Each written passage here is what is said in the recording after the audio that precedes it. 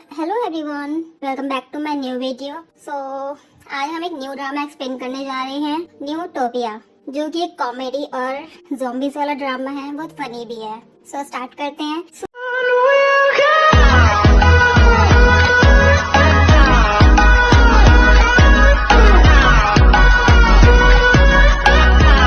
शुरू में हम कुछ लोगों को भागते हुए देखते हैं और उन्हें हम शैडो में एक दूसरे को काटते भी, जो कि ज़ॉम्बीज़ होते हैं। अब होती है एपिसोड की स्टार्टिंग। हम मिलिट्री के ऑफिसर ली जे यून को देखते हैं, जिसे मिलिट्री से डिस्चार्ज मिलता है। वो पुल पर होते हैं कि हम एक लड़की को देखते हैं, जो कि कोई नहीं, ब्लैकपिंक की जिस्सू है। वो साजन ली की गर्लफ्रेंड है योंजू। ली योंजू के पास भागकर जा रहे होते हैं और योंजू उन्हें हाई कर रही होती है, बट जेयून उसके पास पहुंच नहीं पाते क्योंकि वो रियल नहीं होता। दरअसल वो सपने में होते हैं। उनकी नींद खुलती है, फिर वो ड्यूटी के लिए रेडी होते हैं। वो अपने साथ के पार्टनर को भी उठाते हैं, बट वो नहीं उठता और वो भी नींद में बड़बड़ा रहा था। तो दोनों सोल्जर जो उसे उठा रहे थे, उसमें से एक बोलता है कि क्या ये सोने के लिए ऐसा कर रहा है। फिर वो उसे उठा देते हैं। अब दोनों ड्यूटी पर होते हैं। जेयून अपने फोन से योंजू को कॉल करते हैं। योंजू भी सो रही थी, वो बहुत देर तक कॉल पिक नहीं करती है। उसका फोन रिंग करता है, जिसकी वजह से उसकी सेस आके योंजू से कहती है कि अगर उसने उसे मना नहीं किया रात को फोन करने से, तो वो उससे उसे कभी मिलने नहीं देगी। योंजू जेयून को मना करती है कि वो देर रात उसे कॉल ना किया करे। यहाँ योंजू ने बहुत ड्रिंक की हुई थी। जेयून कहता है कि उसे उसकी बहुत फिक्र होती है जब उसका फोन कोई और उठा रहा था। योंजू उसे बता देती है कि वो शायद उसके मैनेजर ने उठाया था, वो ही उसे घर ड्रॉप करने भी आए थे। उसके बाद उसे वॉमिट आ जाती है और जेयून उसका फोन रख देता है। तभी पीछे से उनका लीडर सोल्जर सुन लेता है। वो गुस्से में था क्योंकि दूसरा वाला अपनी ड्यूटी के टाइम सो रहा था। सुबह होती है, सबके रोल कॉल होते हैं और वो सोल्जर अभी भी सो रहा था। तभी सबको पनिशमेंट मिल जाती है। 67 राउंड लगाने के लिए बोला जाता है, वो भी दौड़कर। सब दौड़ रहे होते हैं, वो बिल्डिंग में होते हैं। अब नेक्स्ट सीन में योंजू को दिखाते हैं, जो ऑफिस के लिए लेट हो गई थी। वो भागकर ऑफिस पहुंच जाती है। यहाँ योंजू के साथ एक लड़का होता है, दोनों साथ में ही काम करते हैं, जिसका नाम जिनवुक था और उन्हें एक साथ काम करते हुए 1 महीना हो चुका था। योंजू उससे किए उसके सारे एहसान के लिए थैंक्स बोलती है। तो योंजू से कहता है कि इतने ही एहसान चुकाने हैं तो तुम मुझे तकबुकी खिला सकती हो। योंजू कहती है तो ठीक है, मैं तुम्हें तकबुकी खिला दूंगी। तो फिर वो योंजू को आज चलने के लिए बोलता है, बट योंजू कोई रिप्लाई नहीं देती, इसलिए वो नेक्स्ट वीक का डन कर देता है। अब उधर मिलिट्री वाले अपनी ट्रेनिंग स्टार्ट कर देते हैं। ट्रेनिंग पूरी रियल लग रही थी। तो उसमें से 2 सोल्जर्स को मिसाइल लाने के लिए बोला जाता है। तो दोनों मिसाइल गिरा देते हैं और कहते हैं सब मारे गए। इस बात के लिए जो उनका हेड होता है वो बहुत गुस्सा होता है, तो वो उन सबको पनिश करता है। उन्हें पनिशमेंट मिलती है कि ग्राउंड फ्लोर से 77 फ्लोर पर आना है विदाउट लिफ्ट यूज किए। सारे बिना लिफ्ट के स्टेयर्स पर ऊपर जाते हैं। सब बुरी हालत में ऊपर पहुंच जाते हैं और वहां उन्हें उनका लीडर फिर से पनिश करता है, क्योंकि उनकी वजह से उसे भी पनिश होना पड़ा, जो कि उन्हें लीड कर रहा था। और अब जो सो रहा था ऑन ड्यूटी, उसका नाम इन्हो था, और जो कॉल कर रहा था उसकी वजह से सबके फोन ले लिए जाते हैं। यहाँ योंजू जेयून को मैसेज ड्रॉप करती है और सब कुछ लिख देती है। यहाँ सब सोल्जर्स अपना फोन सबमिट कर रहे होते हैं। उसमें से जेयून अपना फोन देने लगता है कि योंजू का मैसेज दिखाई देता है। जेयून उस मैसेज को पढ़ लेता है। अब एक सोल्जर आता है सबको खाने का बोलने। उसे किचन में जाने के लिए किसी की हेल्प चाहिए होती है, क्योंकि उसे डिलीवरी करनी थी। तो जेयून इशारे में बोलता है कि उसे जाना है।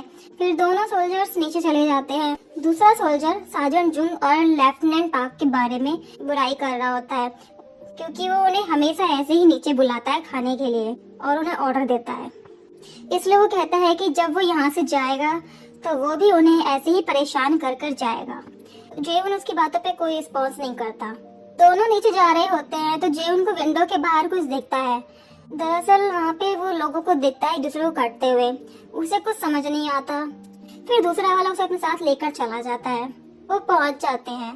फिर वहाँ की एक स्टाफ सुजुंग उन्हें रोकती है कि सोल्जर्स के लिए तो एक प्राइवेट लिफ्ट दी हुई है, तो वो यहाँ से सबके सामने क्यों आ रहे हैं। उनकी वजह से यहाँ वीआईपी को दिक्कत होती है। वो कहते हैं कि शायद आपको पता नहीं है कि लिफ्ट बंद हो गई है। सुजुंग कहती है कि आने से पहले रिपोर्ट कर देते। वो बोलते हैं कि हमारे फोन हमारे पास नहीं होते। अब जेयून फिर से विंडो की तरफ देखता है फिर दोनों किचन में जाते हैं चिकन लेने के लिए। यहाँ जेउन सैफ जुंग से मिलता है उनका फोन यूज करने के लिए। वो योंगजू को कॉल करता है। योंगजू कॉल पिक करती है। जेउन उससे बात नहीं कर पाता क्योंकि उसे जाना होता है। अब यहाँ योंगजू से सारे सवाल करने लगते हैं जेउन को लेके कि वो उसका बॉयफ्रेंड है वगैरह वगैरह, जिससे योंगजू नर्वस हो जाती है। वो पूछते हैं कि वो किस पोस्ट पर है। योंगजू बताती है कि प्राइवेट फर्स्ट क्लास। ये सुन सब बोलते हैं कि तुम उसका इतना वेट कर सकती हो, जब वो आएगा। सब उसके पीछे ही पड़ जाते हैं। योंगजू वहाँ से चली जाती है। अब वो इसी बात को लेके सोचती रहती है। वो उसे कॉल भी करती है। योंगजू का फोन कोई और पिक करता है। नेक्स्ट सीन में इन्हू जेउन के लिए फोन लेके आता है और जेउन को बोलता है स्टोर रूम में जाके बात करने को। अब योंगजू भी घर आ जाती है। उसकी मम टीवी पर न्यूज देख रही थी। यहाँ न्यूज में भी ज़ॉम्बीज का बता रहे थे कि सारे लोग एक दूसरे को काट रहे हैं। अब उसकी मम योंगजू से कहती हैं कि वो जेउन को मना कर दे कि रात को कॉल ना करे, नहीं तो अच्छा नहीं होगा। जेउन योंगजू को कॉल करता है। वो उसे बताता है कि उसने वो मैसेज पढ़ा था। उसे उसकी फिक्र होती है। यहाँ योंगजू जेउन से ब्रेक मांगती है, अलग होने को कहती है।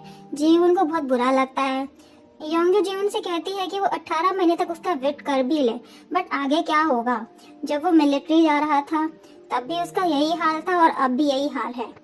अब ये बोल जेउन फोन काट देता है कि जैसा तुम्हें ठीक लगे। जेउन और इन्हू ड्यूटी पर होते हैं। वो उसे बता देता है। इन्हू कहता है कि आपकी गर्लफ्रेंड को आपका और कितना वेट करना होगा, उसके पास कोई जवाब नहीं होता। इन्हू कहता है कि 18 महीने वेट करना इजी नहीं होता। उसकी वाइफ तो उसे कब का छोड़ दे, लेकिन सिर्फ उसके बच्चे के लिए वो उसका वेट कर रही है। नेक्स्ट सीन में योंगजू जेउन की मेमोरीज देख रही होती है और उसके बारे में सोच रही होती है।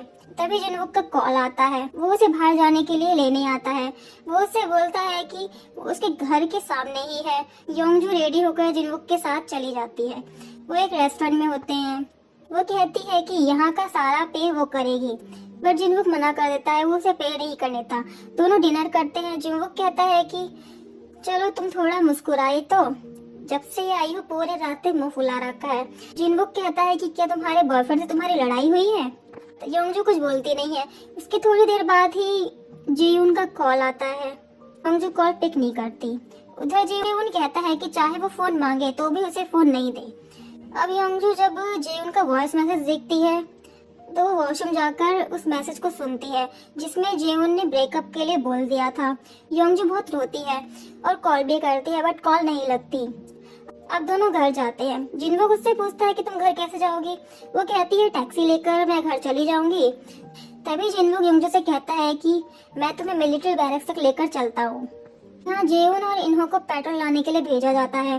दोनों जा रहे होते हैं। उन्हें फिर से वही स्टाफ मिलती है, सुजोंग। वो उनसे कहती है कि फिर से यहाँ से आ रहे हो। तो जेउन बताता है कि आपको शायद पता होगा कि लिफ्ट खराब है। यहाँ इन्हू सुजुंग से एशिया अवार्ड्स होके कहता है कि ये 4 बजे स्टार्ट होगा, क्या तुम्हें पता है। वो बोलती है कि हाँ पता है। तो इन्हू कहता है कि वो यहाँ कब तक आएंगे। सोजुंग पूछती है कि आपको क्या उनसे काम है कुछ। इन्हू कहता है कि नहीं, मैं उन्हें जानता हूँ और उन्हें हेलो बोलना चाहता हूँ और उन्हें कुछ बिजनेस टिप्स देना चाहता हूँ। जीवन कहता है कि तुझे क्या हो गया। इन्हों कहते हैं कि आप ALX एंटरटेनमेंट को नहीं जानते, लास्ट टाइम मैंने बताया था ना आपको। जेउन कहता है कि हाँ मैं जानता हूँ। सोजुन को गुस्सा आता है, वो उन पर चिल्लाती है। यहाँ योंगजू और जिनवुक आ रहे होते हैं। जिनवुक उससे बात करने की कोशिश करता है, बट योंगजू कहती है कि हमें और कितना टाइम लगेगा पहुँचने में। जिनवुक कहता है कि बस पहुँचने ही वाले हैं। जिनवुक उससे बोलता है कि चाहे कुछ भी हो जाए वो उसका साथ देगा और उसके साथ खड़ा भी रहेगा, चाहे कुछ भी हो। तभी उनकी कार से एक आदमी टकरा जाता है और उसका सिर कार में घुस जाता है और उस आदमी की एक आंख योंगजू के नेक पर होती है। योंगजू से देख बहुत बुरी तरह चिल्लाती है। उधर जेउन की नजर फिर से विंडो के बाहर पड़ती है। वो देखता है कि एक प्लेन उनकी तरफ आ रहा होता है। वो बिल्कुल उनके सामने होता है। सब चिल्लाते हैं और ये एपिसोड यही खत्म होता है। एपिसोड 2 के स्टार्ट में हम देखते हैं जेयुन और इन्हो देखते हैं एक प्लेन तेजी से बिल्डिंग की तरफ बढ़ रहा है और क्रैश होने वाला है। सभी ये देखकर बहुत ज्यादा डरे हुए होते हैं, लेकिन जैसे ही प्लेन बिल्डिंग के पास आता है वो टर्न हो जाता है और थोड़ा आगे जाके क्रैश हो जाता है। वहीं दूसरी तरफ जो पर्सन जेन्युक और यंगजू की कार के सामने आता है उसकी एक आंख निकलकर यंगजू के ऊपर गिर जाती है, जिससे यंगजू बहुत ज्यादा डर जाती है। वो डरते डरते जेन्युक से कहती है कि इसका कुछ करो, लेकिन जेन्युक उल्टा चिल्लाते हुए उसे कहता है इसे मुझसे दूरी रखो। तो यंगजू उस पर्सन की हालत देखकर बहुत ज्यादा रोने लगती है लेकिन जिनयुक को इस सिचुएशन में भी सिर्फ अपनी कार की फिक्र होती है कि उस पर्सन की वजह से उसकी कार डैमेज हो गई है। यंगजू को जब ये आइडिया होता है कि वो पर्सन अभी जिंदा है तो वो जिनयुक से कहती है प्लीज इसे हॉस्पिटल पहुंचाने में मेरी हेल्प करो। लेकिन जिनयुक तो उसकी किसी भी तरह की हेल्प करने के मूड में होता ही नहीं है। वो उसे कहता है पहले मुझे इंश्योरेंस कंपनी को कॉल करनी होगी। तो यंगजू खुद ही उस पर्सन की हेल्प के लिए चली जाती है। वहीं दूसरी तरफ जेयुन और इनहू को प्लेन के क्रैश होने से ये आइडिया हो जाता है कि वो लोग इस वक्त इमरजेंसी स्टेट में हैं, लेकिन फिर भी वो दोनों भागकर बिल्डिंग से बाहर निकलने की कोशिश करते हैं। जब वो दोनों लिफ्ट में होते हैं तो जेयुन देखता है कि होटल का मैनेजर एरन पार्क भी उसी तरफ आ रहा है, इसलिए वो जल्दी जल्दी लिफ्ट को बंद करने की कोशिश करता है। लेकिन इनहू तो उल्टा एरन पार्क के लिए लिफ्ट ओपन कर देता है, जिस पर जेयुन उस पर बहुत गुस्सा करता है। एरन पार्क उन दोनों से पूछता है तुम दोनों ने ये देखा ही होगा कि बिल्डिंग के बाहर प्लेन क्रैश हुआ है, तो तुम्हें इतना तो पता ही होगा कि हम इस वक्त इमरजेंसी सिचुएशन में हैं। तुम्हें नहीं लगता कि तुम्हें होटल में यहाँ वहाँ भटकने के बजाय अपने बेस में वापस जाना चाहिए? तो जेयुन उसे कहता है एक्चुअली हम इस वक्त एक मिशन के बीच में ही हैं और हम उसे पूरा किए बगैर बेस वापस नहीं जा सकते। इस बात को लेकर उन दोनों के बीच में बहस स्टार्ट हो जाती है और तभी अचानक से लिफ्ट भी रुक जाती है। लिफ्ट में अंधेरा देखकर जेयुन और इनहू तो बहुत ज्यादा डर जाते हैं, लेकिन एरन पार्क कंट्रोल रूम से बात करके लिफ्ट को दोबारा स्टार्ट करवाता है। जैसे ही उनकी लिफ्ट ओपन होती है तो वो सभी देखते हैं कि एक पर्सन बहुत ही जख्मी हालत में है और उनकी आंखों के सामने नीचे गिरकर मर गया है। वो ये देखकर बहुत ज्यादा डर जाते हैं और तभी वो लोग कुछ लोगों को वहाँ से चिल्लाकर भागते हुए भी देखते हैं। उन्हें समझ में नहीं आ रहा होता कि यहाँ हो क्या रहा है। एरन पार्क ये देखने की कोशिश करता है कि आखिर वहाँ हो क्या रहा है और इतनी देर में एक पर्सन बहुत ज्यादा जख्मी हालत में उनके लिफ्ट में घुसने की कोशिश करता है, जिसे देखकर वो सभी बहुत ज्यादा डर जाते हैं। वहीं दूसरी तरफ हम यंगजू को देखते हैं जो अपने आसपास खड़े लोगों से अपनी हेल्प करने के लिए कहती है, लेकिन उनमें से कोई भी उसकी हेल्प करने के लिए एग्री नहीं होता सिवाय एक पर्सन की। और जब वो पर्सन उसकी हेल्प के लिए आगे आता है तो यंगजू को पता चलता है कि वो फेमस बिजनेसमैन एलेक्स है जो अपनी आइडेंटिटी सबसे छुपा रहा होता है। लेकिन जब यंगजू उसे पहचान जाती है तो वो उसकी हेल्प किए बगैर ही वहाँ से वापस जाने लगता है। लेकिन जब वो देखता है कि वहाँ मौजूद सभी लोगों को उसकी आइडेंटिटी के बारे में पता चल गया है तो वो जानबूझ के अपनी पब्लिसिटी के लिए यंगजू की हेल्प के लिए चला जाता है और उसके साथ मिलकर उस पर्सन को जिनयुक की कार से बाहर निकालने की कोशिश करता है। वहीं दूसरी तरफ हम एरन पार्क को देखते हैं जो उस पर्सन को जख्मी देखकर कंट्रोल रूम से कांटेक्ट करता है और उनसे हेल्प करने के लिए कहता है। लेकिन खुद वो तीनों इतने ज्यादा डरे हुए होते हैं कि उन तीनों में से कोई भी आगे बढ़कर उसे टच भी नहीं करता और इतनी देर में वो पर्सन नीचे गिर के मर जाता है। तो एरन पार्क अपने कोट से उसके फेस को कवर कर देता है। जब वो तीनों बाहर आते हैं तो देखते हैं कि होटल में हर तरफ लाशों और खून का ढेर है और लोग चिल्लाते हुए एक दूसरे के पीछे भाग रहे हैं। उन्हें समझ में नहीं आ रहा होता कि यहाँ हो क्या रहा है और उन्हें ऐसा लग रहा होता है जैसे वो कोई बुरा ड्रीम देख रहे हैं। वो तीनों सिचुएशन का आइडिया लगाने के लिए आगे बढ़ते हैं, लेकिन तभी नीचे पड़े खून की वजह से इनहू का पाँव स्लिप होता है और वो नीचे गिर जाता है। तब जेयुन देखता है कि इनहू के पाँव में एक पर्सन की इंटेस्टाइन अटक गई है और जिस पर्सन की वो इंटेस्टाइन है वो भी उनसे थोड़ा ही दूर है। जैसे ही वो पर्सन उन तीनों को देखता है रेंगते हुए उनकी तरफ बढ़ने लगता है तो जेयुन और इनहू देखते हैं कि वो पूरी तरह से ज़ॉम्बी में कन्वर्ट हो चुका है। वो दोनों उसे देखकर शॉक्ड में होते हैं। तभी उन्हें एरन पार्क के चिल्लाने की आवाज सुनाई देती है तो वो जल्दी से भागकर अंदर जाते हैं और देखते हैं कि एक वेट्रेस जो पूरी तरह से ज़ॉम्बी में कन्वर्ट हो चुकी है उसने एरन पार्क पे अटैक कर दिया है। इनहू ये देखकर फौरन से एक बोतल से उस ज़ॉम्बी के सर पे अटैक कर देता है और एरन पार्क को उसे छुड़ा लेता है। तो जेयुन उसे कहता है तुम ये क्या कर रहे हो, तुम एक सिटीजन पे अटैक कैसे कर सकते हो? तो इनहू उसे कहता है क्या इसे देखकर तुम्हें लग रहा है कि ये एक सिटीजन है? इतनी देर में वो ज़ॉम्बी उन तीनों पे अटैक करने के लिए बढ़ती है तो वो तीनों मिलकर एक टेबल से उसे पीछे धकेल देते हैं और ये सोचने लगते हैं कि अब वो इस ज़ॉम्बी से अपना पीछा कैसे छुड़ाएं। तभी इनहू जेयुन से उसका लाइटर लेकर एक पेपर पे आग लगाता है और उसे कहता है कि मुझे यहाँ की सबसे स्ट्रॉन्गेस्ट वाइन की बोतल लाकर दो।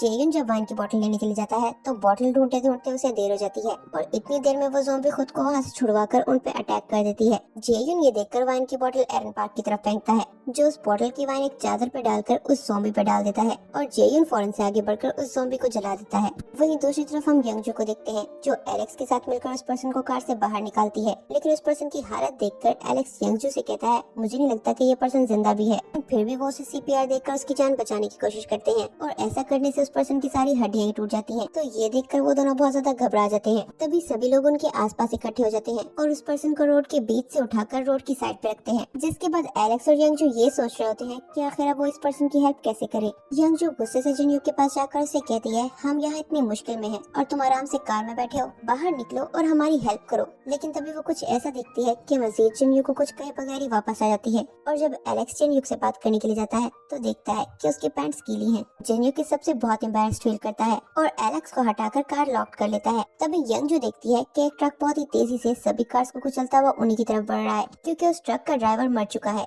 इसलिए उसे कंट्रोल करने वाला कोई भी नहीं होता। एलेक्स फौरन से जिनयुक को कहता है कि जल्दी से कार से बाहर निकलो, तुम्हारी जान खतरे में है। तो जिन्हों कार से बाहर जंप कर देता है, जिसके बाद वो ट्रक पूरी तरह से उसकी कार को कुचलते हुए एक शॉप से जाकर टकराता है और हर तरफ शोर और भगदड़ का माहौल क्रिएट हो जाता है, जिससे पूरा रोड ब्लॉक हो जाता है। यंगजू ये देखकर बुरी तरह से डर जाती है और रोड के बीच में बैठकर रोने लगती है। वहीं दूसरी तरफ हम देखते हैं बेस में मौजूद सभी सोल्जर्स को भी एक न्यूज के थ्रू प्लेन क्रैश के बारे में पता चल जाता है, लेकिन हेडक्वार्टर से कांटेक्ट करने पे उन्हें पता चलता है कि पूरी कंट्री में मार्शल लॉ लगा दिया गया है। लेकिन वो मार्शल लॉ क्यों लगाया गया है उन्हें इसके बारे में कोई भी आइडिया नहीं होता, इसलिए वो बेस में ही रहकर हायर अथॉरिटीज के अगले ऑर्डर का वेट करने लगते हैं। वो सभी जेयुन और इन्हू को लेकर बहुत ज्यादा डरे हुए होते हैं, क्योंकि वो जब से पेट्रोल लेने के लिए गए हैं उसके बाद बेस वापस आए ही नहीं। उन सबको इस बात का तो आइडिया हो जाता है कि ये मार्शल लॉ सिर्फ एक प्लेन क्रैश होने की वजह से नहीं लगा, इसके पीछे कोई ना कोई और रीजन है। इसलिए वो लोग जेयुन और इन्हू से कांटेक्ट करने की कोशिश करते हैं, लेकिन उनके नंबर ऑफ होते हैं क्योंकि उनके सेलफोन तो उनके पास होते ही नहीं है। वहीं दूसरी तरफ हम देखते हैं एरन पार्क जब कंट्रोल रूम से कांटेक्ट करता है तो उसे आइडिया होता है कि सिक्योरिटी डिपार्टमेंट के सभी लोग मारे गए हैं। वो जेयुन और इन्हू को बताता है कि उनकी पूरी बिल्डिंग पे ज़ॉम्बीज ने अटैक कर दिया है, इसलिए उनके लिए बेहतर यही होगा कि वो बिल्डिंग के नीचे वाले फ्लोर्स की तरफ जाए ही ना। वो उन दोनों से इमरजेंसी स्टेयर्स के थ्रू उनके बेस में वापस जाने के लिए कहता है और कहता है कि मैं यही होटल में रुककर रेस्क्यू टीम का वेट करूंगा। जेयुन उसे इंसिस्ट करता है कि वो भी उन दोनों के साथ ही चले, क्योंकि इस वक्त मिलिट्री बेस से ज्यादा सेफ प्लेस और कोई हो ही नहीं सकती। लेकिन एरन पार्क उनसे कहता है मैं यहाँ का चीफ मैनेजर हूँ, इसलिए ये मेरी रेस्पॉन्सिबिलिटी है कि मैं एंड तक यहाँ रुककर हर चीज का ख्याल करूँ, इसलिए तुम दोनों जाओ, मैं अपनी इस रेस्पॉन्सिबिलिटी से पीछे नहीं हट सकता। वो ये कहकर वहाँ से चला जाता है तो इन्हों जेयुन से पूछता है तुम्हें क्या लगता है क्या ये जिंदा बच पाएगा? तो जेयुन कहता है मुझे तो लगता है कि सबसे पहले यही मरेगा। वो दोनों वहाँ से निकलकर बेस की तरफ भाग रहे होते हैं, लेकिन तभी एक बार फिर से इन्हू का पांव स्लिप होता है और वो नीचे गिर जाता है। उसके गिरने की आवाज से वहाँ मौजूद सभी ज़ॉम्बीज उनकी तरफ अट्रैक्ट हो जाते हैं और उन पे अटैक करने के लिए उनके पीछे भागने लगते हैं। वहीं दूसरी तरफ हम देखते हैं उस भगदड़ के बीच में यंग और एलेक्स भी जल्दी से उस जगह से निकलने की कोशिश करते हैं, लेकिन जब वो देखते हैं कि जिन्युक उनके साथ नहीं आ रहा तो एलेक्स उसे लेने के लिए जाता है। एक्चुअली जिन्युक अभी भी अपने कार के सदमे में होता है और अपनी कार को छोड़कर जाने से मना कर रहा होता है, और इतनी देर में वो पर्सन जो उनकी कार से टकराया था वो भी उठ के खड़ा हो जाता है, क्योंकि वो पर्सन भी ज़ॉम्बी होता है और वो जिन्युक पे अटैक करने के लिए उसके पीछे भागता है। यंग जब देखती है कि एक ज़ॉम्बी ने जिन्युक पे अटैक कर दिया है और एक ज़ॉम्बी ने एलेक्स पे अटैक कर दिया है और वो दोनों ही उससे अलग हो गए हैं, तो वो बहुत ज्यादा डर जाती है क्योंकि वो बिल्कुल अकेली होती है। लेकिन तभी एक ज़ॉम्बी उस पे अटैक करने के लिए उसके पीछे आता है, तो वो उसे अपनी जान बचाने के लिए वहाँ से भागने लगती है। वहीं दूसरी तरफ जेयुन और इन्हू जो ज़ॉम्बी से अपनी जान बचाकर भाग रहे होते हैं इमरजेंसी स्टेयर्स तक पहुँच जाते हैं और काफी स्ट्रगल के बाद उस जगह का डोर क्लोज करने में कामयाब हो जाते हैं। इसी बीच उनके कमांडर्स उन्हें लेकर बहुत ज्यादा परेशान होते हैं, क्योंकि उन्हें गए हुए बहुत देर हो चुकी थी, लेकिन वो अभी तक वापस नहीं आए थे।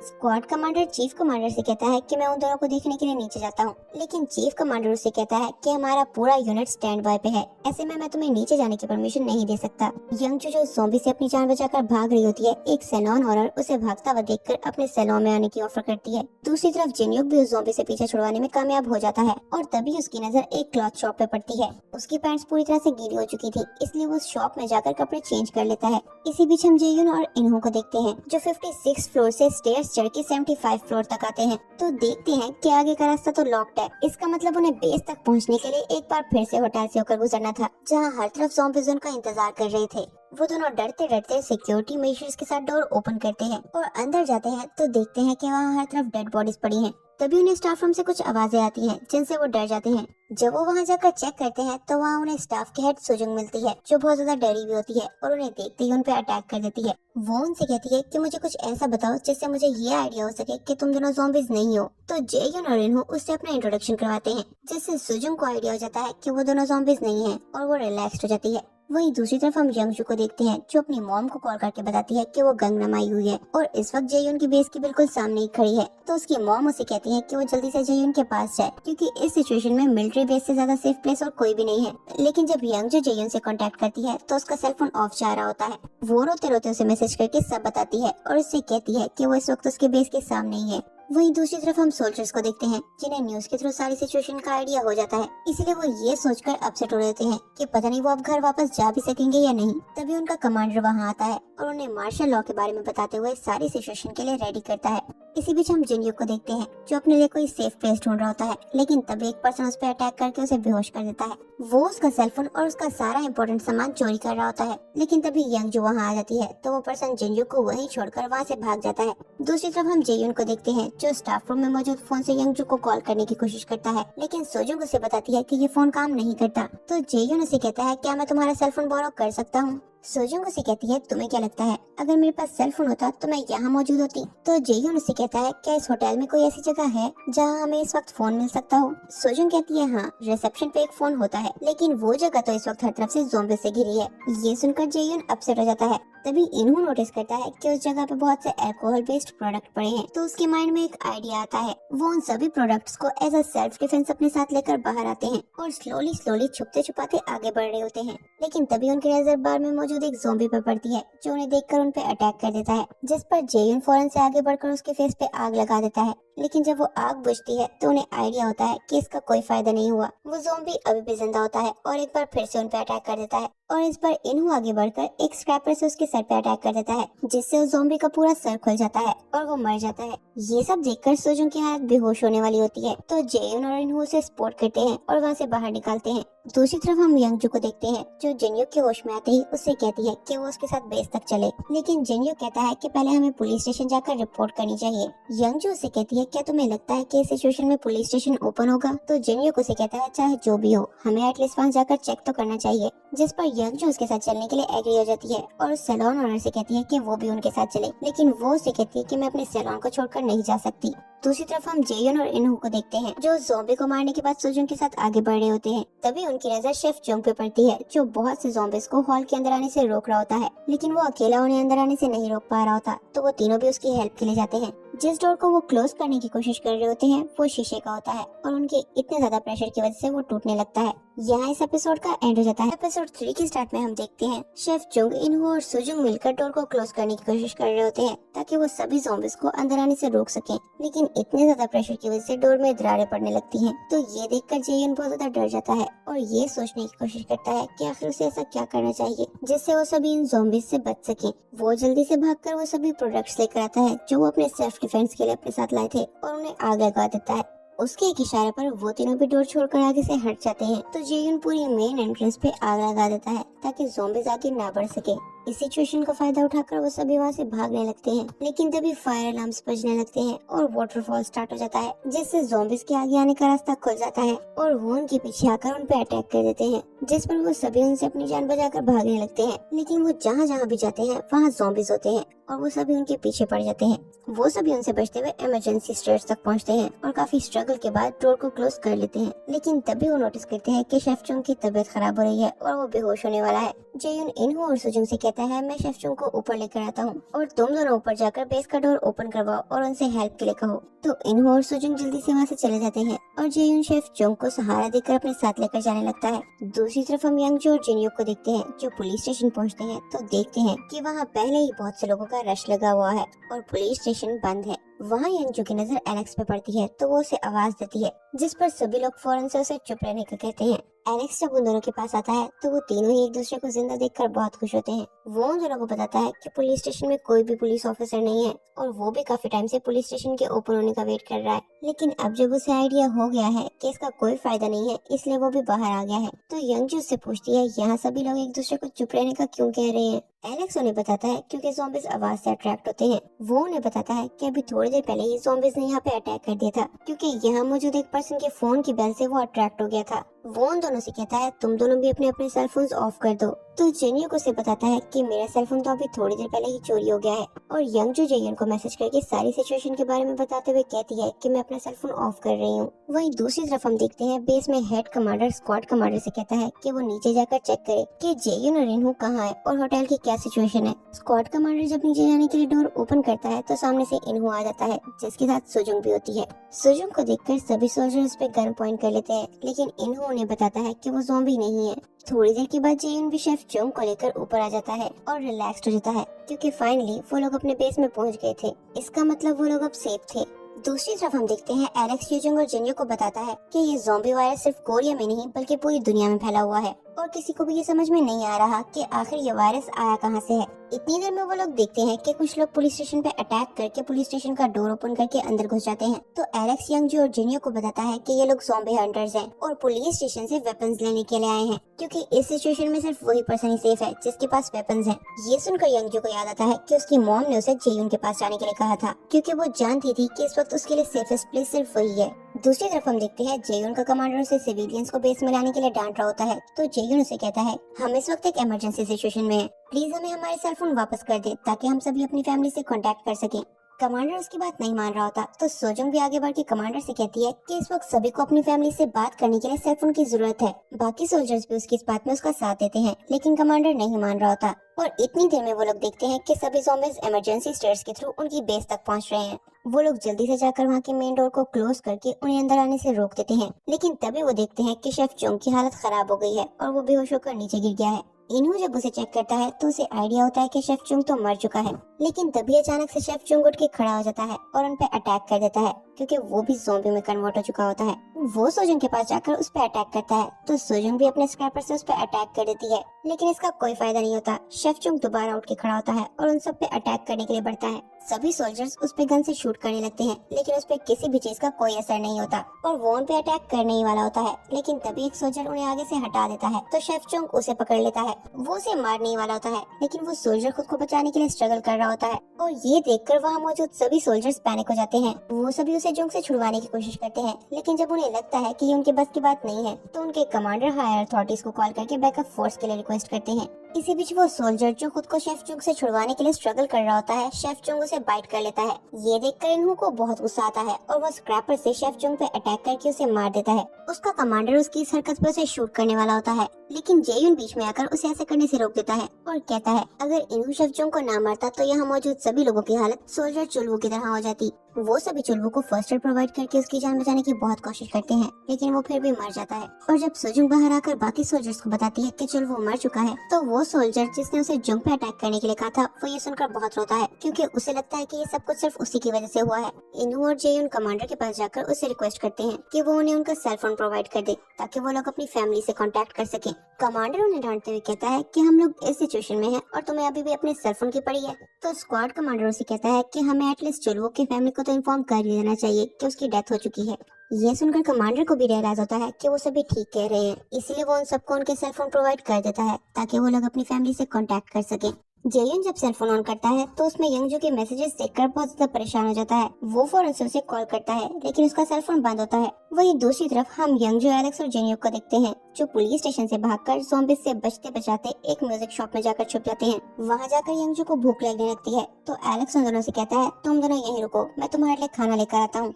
एलेक्स की केयरिंग नेचर को देखकर यंगजू जिन्यूक से कहती है ये कितना अच्छा है ना। तो जिन्यूक उसकी इस बात से चिढ़ जाता है और कहता है कि मैं इस वक्त इस सिचुएशन में सिर्फ और सिर्फ तुम्हारी वजह से हूँ और तुम्हें अभी भी सिर्फ उसी की केयरिंग नेचर नजर आ रही है।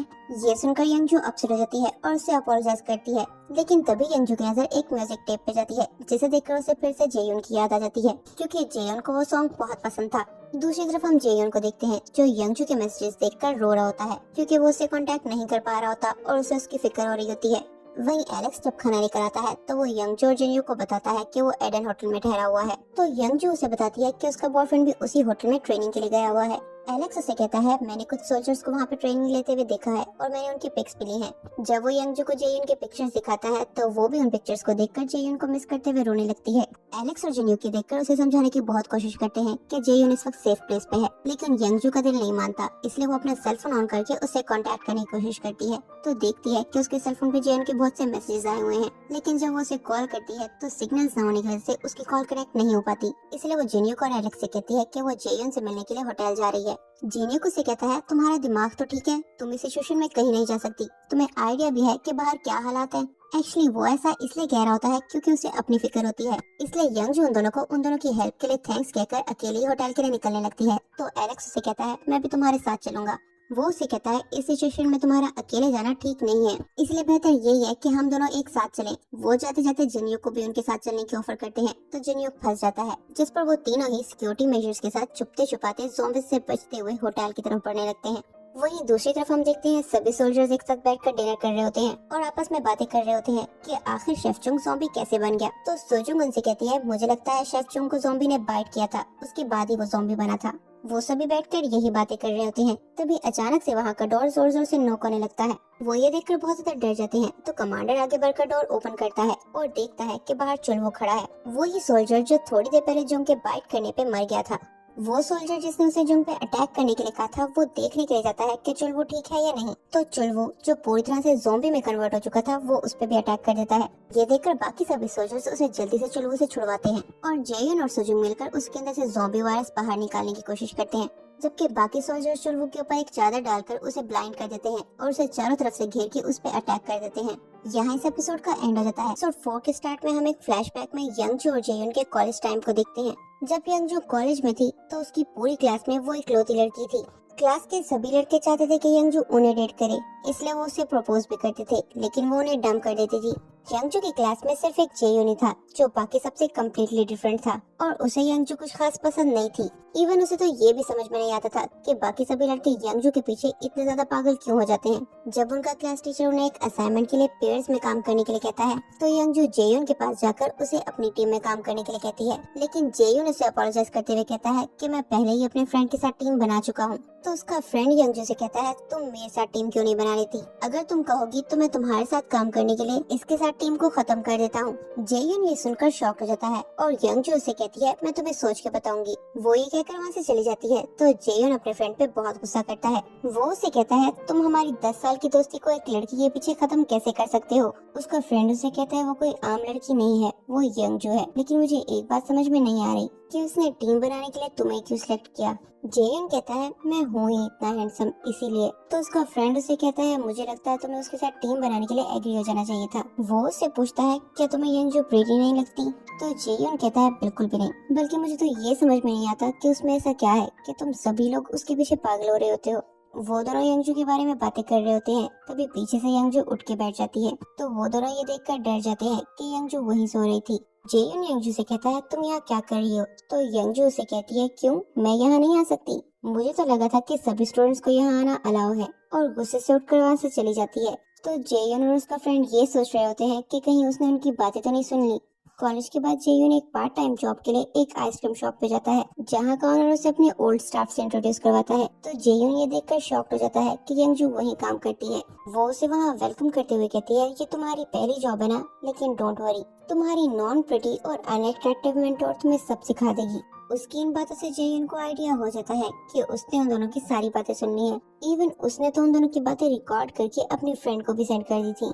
वो बस स्टॉप पे खड़ी उसे कॉल करके पूछती है, क्या तुमने इन दोनों की बातें सुनी है? जरा जेयुन को तो देखो, पता नहीं वो अपने आप को क्या समझता है। उसे लगता है कि मैं प्रीटी नहीं हूँ, लेकिन लगता है कि उसने मिरर नहीं देखा, क्योंकि उसका खुद का फेस तो फिश की तरह है। वो उसे कहती है, जेयुन ने जो कुछ भी मेरे बारे में कहा है, मैं उसका बदला उससे जरूर लूंगी।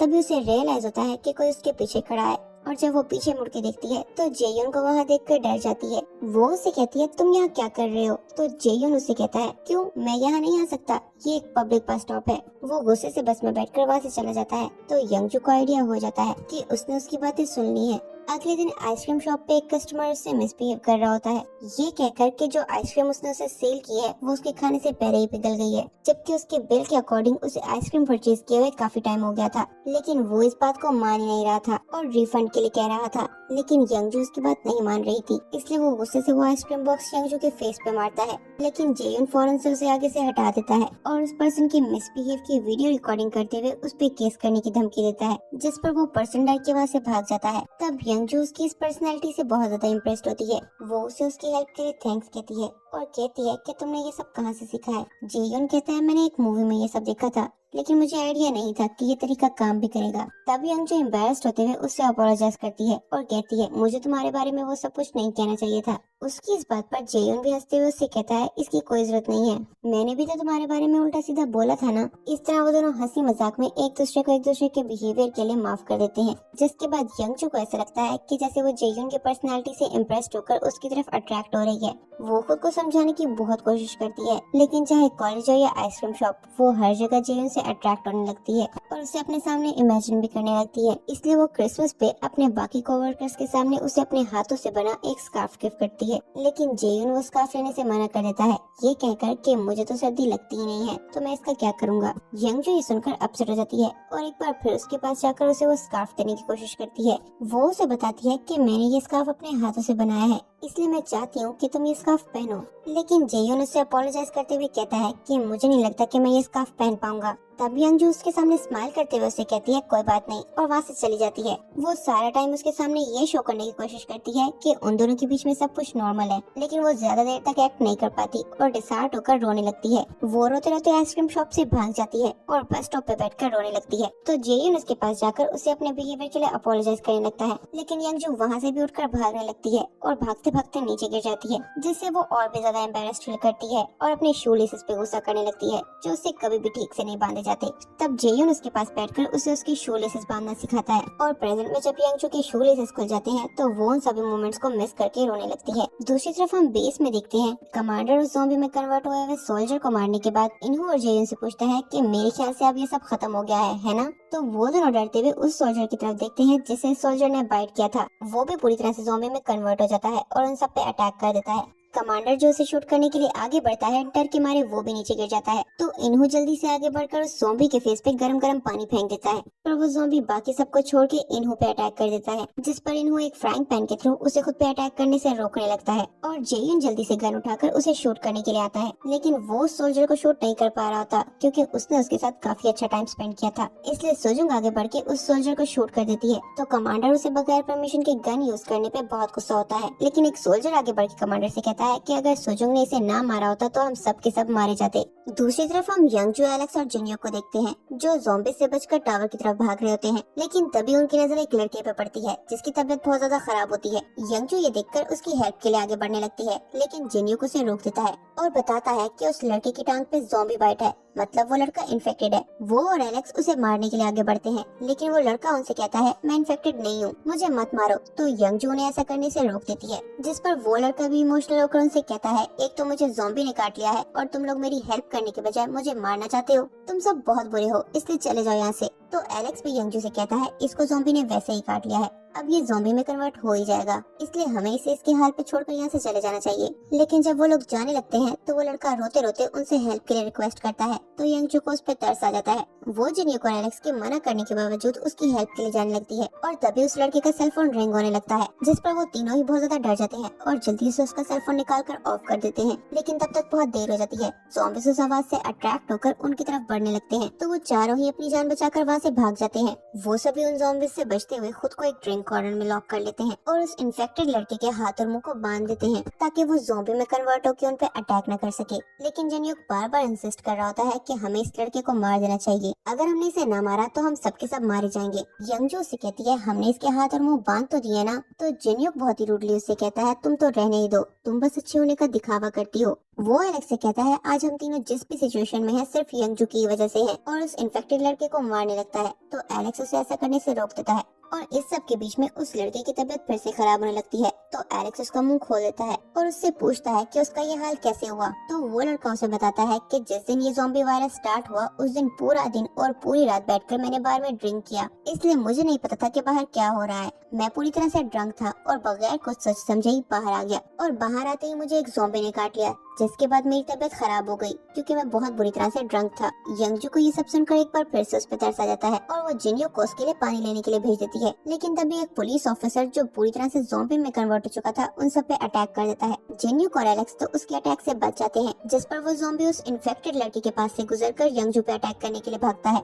यंगजू जब खुद को उससे बचाने के लिए भागती है तो नीचे गिर जाती है और वो ज़ॉम्बी भी उसके पास से के नीचे गिर के मर जाता है, जिस पर एलेक्स उस ऑफिसर की पॉकेट से डिवाइस निकालता है और चेक करता है कि वो इन्फेक्टेड लड़का कितना ज्यादा ड्रंक है। तो देखता है कि वो तो बहुत ज्यादा हाईली ड्रंक है। वो जिन्युक और एलेक्स से कहता है तुम दोनों ने देखा ही होगा कि कैसे वो ज़ॉम्बी इसके पास से गुजर गया और हम लोगों पे अटैक करने लगा। इससे मेरे ज़हन में दो थ्योरीज आती हैं। पहली, अगर आपको ज़ॉम्बी अटैक से बचना है तो आपको बहुत ज्यादा ड्रंक होना पड़ेगा, और दूसरी, अगर आप बहुत ज्यादा ड्रंक हो और ज़ॉम्बीज़ आप पे अटैक कर दें तो आप ज़ॉम्बी में कन्वर्ट नहीं होंगे। वो यंगजू जिन्युक से कहता है कि मुझे लगता है कि हमें भी ड्रंक ही होना चाहिए। तो वो दोनों उसकी इस बात पे उसका मजाक उड़ाने लगते हैं। एलेक्स उन दोनों को समझाते हुए कहता है कि हमारे पास इसके अलावा और कोई ऑप्शन भी नहीं है, तो वो सभी उसकी बात मान जाते हैं। लेकिन ड्रिंकिंग स्टार्ट करने से पहले यंग जो एक बार जेन को कॉल करती है और जब उसका नंबर नहीं लगता तो वो उसे मैसेज करके बता देती है कि वो उसकी बिल्डिंग के आसपास ही है। जिसके बाद वो ड्रिंकिंग स्टार्ट कर देती है तो उसे वो वक्त याद आता है जब उसके फादर की डेथ हुई थी। तब सिर्फ जेयून ही था जिसने उसका हर तरह से साथ दिया।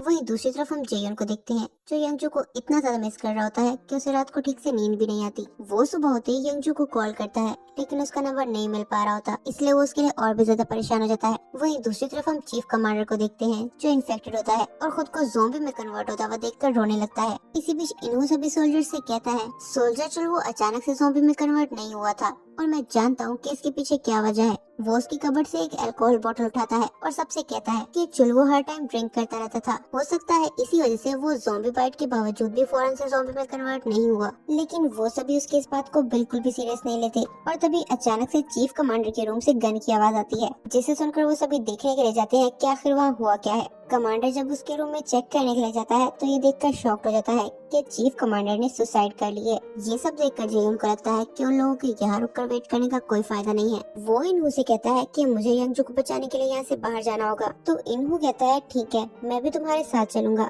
लेकिन हम यंगजू को ढूंढने के बाद मेरी वाइफ और मेरे बच्चों को बचाने के लिए जाएंगे। वो दोनों डिसाइड करते हैं कि वो दोनों अभी इसी वक्त जाकर कमांडर से बात करेंगे कि वो उन्हें यहाँ से जाने दे।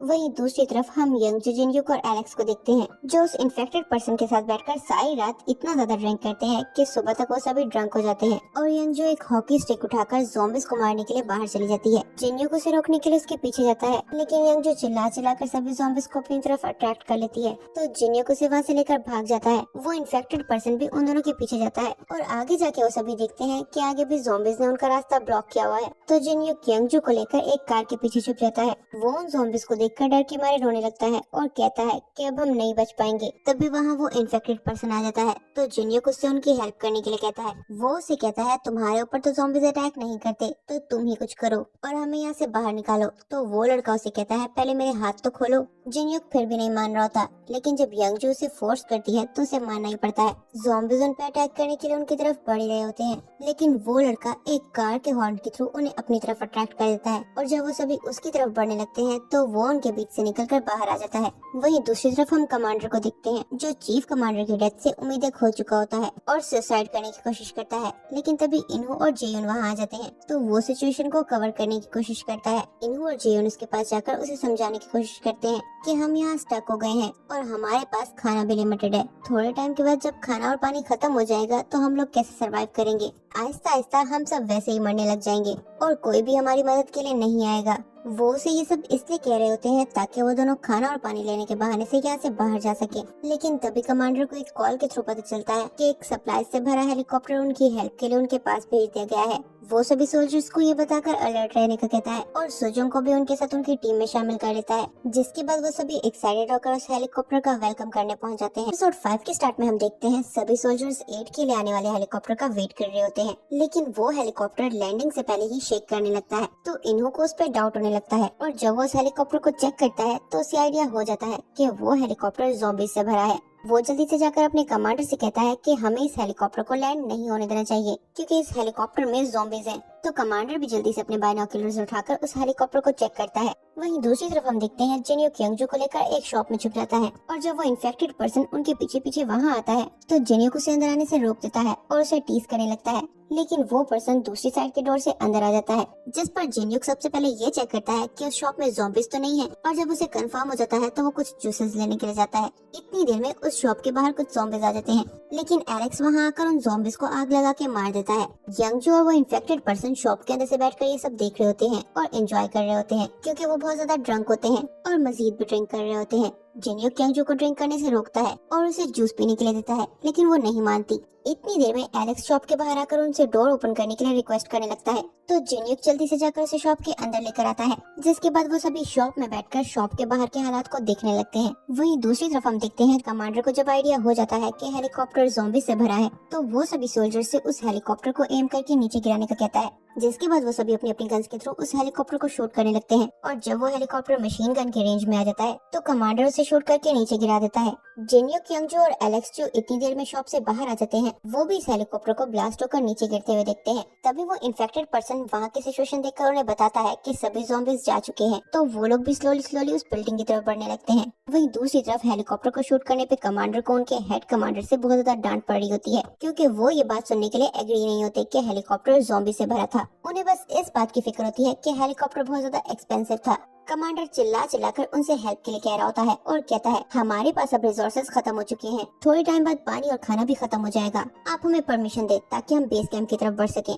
लेकिन उसकी इस बात पे उसे और भी ज्यादा डांट पड़ जाती है और उससे कहा जाता है कि वो यहीं रहकर उनके अगले ऑर्डर्स का वेट करे। लेकिन कमांडर अपने सभी सोल्जर्स को जाके बताता है कि हेड कमांडर ने हमें जल्द से जल्द ये बिल्डिंग छोड़कर बेस कैंप तक पहुंचने के लिए कहा है। सार्जेंट गयंग उसे कहता है मैं जानता हूँ कि आप ये सब फूड सप्लाई की वजह से कह रहे हैं, लेकिन आप इस सब को लेकर परेशान मत हो, हम बगैर खाए पिए भी बहुत से दिन गुजार सकते हैं क्योंकि होटल के वाटर टैंक्स में अभी बहुत सा पानी है। कमांडर उससे कहता है कि वो पानी भी जल्दी खत्म हो जाएगा, लेकिन गयंग तो बिल्डिंग छोड़ने के लिए एग्री हो ही नहीं रहा होता। वो कमांडर से कहता है क्यों ना हम यहाँ से तब जाएं जब सब कुछ खत्म हो जाए। तो कमांडर उसे कहता है तब तक तुम्हारे अंदर इतनी हिम्मत ही नहीं बचेगी कि तुम एक गन का वेट भी बर्दाश्त कर सको, इसलिए हमारे लिए बेहतर यही होगा कि हम अभी यहाँ से निकल जाएं ताकि हम जल्द से जल्द बेस कैंप तक पहुँच सके। ये सुनकर सभी सोल्जर्स उसके इस डिसीजन से एग्री हो जाते हैं। तो सोजुंग कमांडर से कहती है कि मुझे भी अपने डिफेंस के लिए एक गन चाहिए। वो कमांडर से कहती है कि आप मेरी स्किल्स तो पहले ही देख चुके हैं और मैं अपनी पूरी स्कूल लाइफ में नेशनल एथलीट चैंपियन भी रही हूँ, मैं यहाँ खड़े आपके सभी सोल्जर्स से ज्यादा स्ट्रॉन्ग हूँ, अगर आप चाहें तो मेरा टेस्ट भी ले सकते हैं, लेकिन प्लीज मुझे मेरे डिफेंड के लिए एक गन दे दे। दूसरी तरफ हम जिनयुक और यंगजो की टीम को देखते हैं जो बिल्डिंग तक पहुंचने में कामयाब तो हो जाते हैं, लेकिन वहां की हालत देखकर वो सभी बहुत ज्यादा शॉक्ड होते हैं क्योंकि बिल्डिंग का एंट्रेंस एरिया पूरी तरह से ज़ॉम्बीज़ से भरा होता है। यंगजो ये देखकर जेयुन के लिए परेशान हो जाती है और रोते रोते उसे लेने के लिए बिल्डिंग के अंदर जाने लगती है। जिनयुक उसे वहां जाने से रोकता है और गुस्से से उसे कहता है तुम्हारा दिमाग तो ठीक है, ये जगह पूरी तरह से ज़ॉम्बी से घिरी हुई है, क्या तुम मरना चाहती हो? एलेक्स बीच में आकर उसे रोकता है और यंगजो से कहता है कि जिनयुक ठीक कह रहा है, अगर हम अंदर गए तो हम सब मारे जाएंगे, हमें बाहर किसी सेफ जगह पे रुककर जेयुन की कॉल का वेट करना चाहिए। यंगजो उसकी बात मान जाती है, जिसके बाद वो सभी एलेक्स की कार लेने के लिए पार्किंग एरिया में जाते हैं और वो एरिया क्योंकि काफी ज्यादा बड़ा होता है इसलिए वो लोग दो की टीम में स्प्लिट हो जाते हैं। जिनयुक यंगजो से अपने मिसबिहेव के लिए अपोलोजाइज करता है और उसे कहता है अगर मैंने तुम्हें ना रोका होता तो शायद ज़ॉम्बीज़ अब तक तुम्हें मार चुके होते।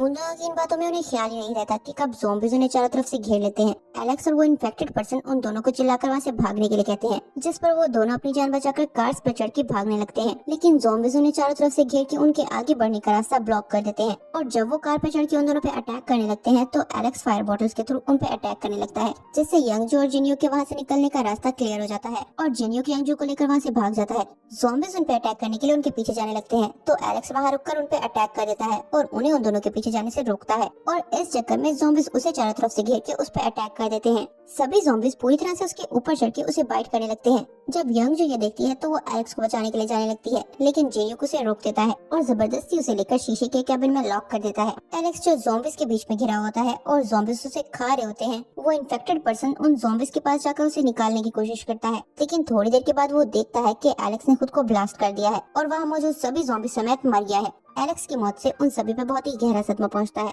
इवन जिनयुक की आंखों में भी आंसू आ जाते हैं। तभी उस इन्फेक्टेड पर्सन को एलेक्स की कार की कीज नीचे गिरी हुई मिलती हैं, जिन्हें देखकर वो अपसेट हो जाता है और जिनयुक ये देखकर उसे जल्दी से जाकर एलेक्स की कार को ढूंढने के लिए कहता है, जिस पर उसे जिनयुक पे गुस्सा आ जाता है और वो एक गोल्फ स्टिक उठाकर जिनयुक के कैबिन का मिरर तोड़ने के लिए जाता है। जब जिनयुक ये देखकर पूरी तरह से डर जाता है तो वो रुक जाता है और स्माइल करने लगता है क्योंकि वो ऐसा सिर्फ उसे डराने के लिए कर रहा होता है।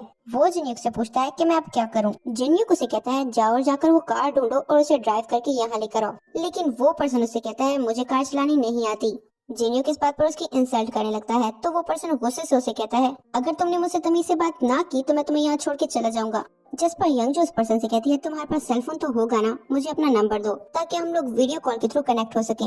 इसके बाद वो पर्सन उन कीज के थ्रू एलेक्स की कार ढूंढने के लिए जाता है और सभी ज़ॉम्बीज़ उसके पीछे पीछे आ रहे होते हैं। जब उसे वो कार मिल जाती है तो सभी ज़ॉम्बीज़ को साइड पे करके कार में बैठता है और वीडियो कॉल के थ्रू जिनयुक और यंगजो से कनेक्ट होता है, जिसके बाद जिनयुक उसे कार को स्टार्ट करने की और ड्राइव करने की इंस्ट्रक्शंस देता है। वो उसकी इंस्ट्रक्शंस को फॉलो करते हुए कार ड्राइव करना स्टार्ट तो कर देता है, लेकिन वो कार को कंट्रोल नहीं कर पा रहा होता, जिस पर जिनयुक उस पे गुस्सा करता है और उनके इसी शोर शराबे की वजह से बहुत से ज़ॉम्बीज़ उनके कैबिन के बाहर आके भी खड़े हो जाते हैं। दूसरी तरफ हम देखते हैं कमांडर अपनी टीम को बाहर जाने के लिए रेडी करता है और जैसे ही वो बाहर जाने के लिए लिए डोर ओपन करते हैं, ज़ॉम्बीज उन पे अटैक कर देते हैं, लेकिन वो सभी मिलकर उन ज़ॉम्बीज को मार गिराते हैं और आगे बढ़ने लगते हैं। स्लोली आगे बढ़ते हुए वो सभी होटल एरिया में पहुंच जाते हैं, जहां पहले वो चेक करते हैं कि वहां कोई ज़ॉम्बी तो नहीं है। और जब उन्हें ये कंफर्म हो जाता है तो कमांडर बाकी सभी सोल्जर्स से कहता है कि यहाँ से सभी सोल्जर्स दो की टीम में स्प्लिट हो जाएंगे और कोई सेफ स्पॉट ढूंढेंगे जहां हम रुककर थोड़ी देर रेस्ट करेंगे, और जब हम पूरी तरह से रेडी हो जाएंगे तो फिर हम आगे बढ़ेंगे। सभी सोल्जर्स कमांडर की बात मानकर आगे बढ़ने लगते हैं।